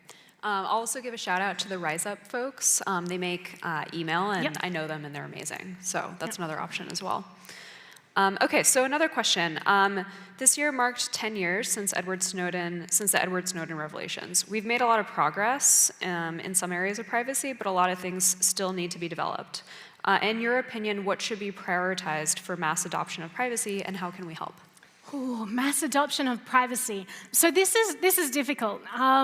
I think the biggest thing to come out of Snowden, obviously, we went from HTTP to HTTPS for basically everything. I think before him, it was like 20% of the internet was encrypted in transit, and then after his revelations, it was Google and Apple that said, hang on, we didn't know about some of this, and they started, encrypting their sites, which just transferred it to like 80% of information is now encrypted. That was huge, and that came from the business side. That was not users opting in and saying, I'm going to choose privacy. That was privacy-focused people starting companies or being in companies and changing their policies. It was when WhatsApp decided to institute, the open whisper systems, the Signal protocol, that they gave encrypted messenger opportunities to billions of people around the world. That was huge. Don't use WhatsApp now, it's kind of shit. But back, when they did that, that was a giant, giant transformation. So if you're creating a product and there's a way that you can make it a little more privacy friendly, you can make a huge impact. I also think culture is a major focus we need to think about. Start pushing back against that narrative of, I got nothing to hide, or privacy as a principle isn't a thing. Remind them there are people around the world who are literally dying, who are literally having their lives destroyed because they don't have privacy. So good for you that you have a lovely, safe life. I'm very happy for you. But privacy is of fundamental importance to a free society. So just start reminding people of that, and just remind them that they're very lucky, but privacy is essential for maintaining a free society, and we do risk losing it if we don't fight for it. Yeah. I guess, so kind of learning about your role in teaching people about privacy systems. Where do you see people make mistakes, and how can we learn from where people make mistakes, or what things are really easy for people? It's interesting because I put out two very different kinds of content. I started with a YouTube channel that does super dry, deep dive videos into this is how this protocol works. And surprisingly, people watch them, and I'm always amazed because I just learn about it because I'm interested. I put out a video and people are like, this is interesting. And then I started putting out completely different kind of content. I was duplicating that content and trying TikTok and Instagram where people have no idea about privacy, and no one watched it. So then I started creating specific content where I just dress up in ridiculous outfits and put on dumb voices and say things like, also Gmail's not good. And what was shocking to me is the number of people who'd respond and be like, what? Gmail is not good? And I'm like, oh, wow, people don't know this stuff. So I'm shocked at how much people don't understand about their privacy being invaded. And I realized somewhere along the way that it's not that people don't care about privacy. I actually find that when you drill down, they do care. They just have no idea what's going on. So I think the more we can educate people and explain to them, like, actually how these things are taking place. Like, yes, your Snapchat is not private. There are government tools that give them backdoors to all of that, and they're exploited all the time. You know, let people know about this stuff. And suddenly, when it becomes personal, when it's about tools that they're using in their lives, suddenly it makes their ears perk up. If you just talk about privacy as a principle, people don't get it. They don't understand why this applies to them. But if you put it in context of how it applies to their life and the things that they're doing, the videos overwhelmingly on TikTok and Instagram that do well are all about like the most popular tools. They want to know, like, is Discord safe? And I'm like, of course Discord isn't safe. But, you know, I can't say it like that. I have to be like, great question. Discord is not private. But just like, I mean, having patience with this as well, because like when I first started out, I remember the first, like I had a crypto channel. Mine was a crypto channel since like 2013. I was making crypto content because I came from the economics background. I was interested in competing currencies, like this Hayekian idea of how do we have a free world by embracing alternative money. And then along the way, I just realized, how can you even participate in decentralized systems if the government knows you're doing it, and if they don't want you to, they could just target you directly. Like, you need privacy to protect yourself if you want to use these systems. So I transferred in the first video I did. I was like, I read a tweet by Snowden, and I was kind of obsessed with him at this stage. I just read his memoir, and I was like, holy moly, there's like Tempest and Turmoil and Turbine and all of the, Keyscore or whatever it is, like all these tools. And he's explaining how they all work, and my mind was blown. And he wrote this tweet, and he's like, I don't use Wi-Fi because of these, publicly accessible access points that are visible. I'm like, what? So I just kind of went down this rabbit hole, and I was like, guys, did you know there are public lists of like Wi-Fi access points, and potentially this could track your location? So I just kind of went into this like deep dive, but I started out being so naive and having no concept. That's where most people are. The vast majority of people are at that naive point where they don't even realize what they're doing could be hurting them. Like, as I said, the most important thing is that regimes change, norms change, but your data is forever. Remind people of that, because even if they don't think they need to protect it now, they don't know who's going to have access to that data in future. They don't know what government's going to be in control, which demographic that government might not like. So just remind them of that, and remind them that every piece of data that they're leaking into the world by using that Gmail account or that SMS is going to be stored permanently in a record associated with their identity and accessible to whoever wants to access it in the future. Absolutely. Well, thank you so much for the work that you do. Thank you for telling us all of this, and let's give Naomi a hand.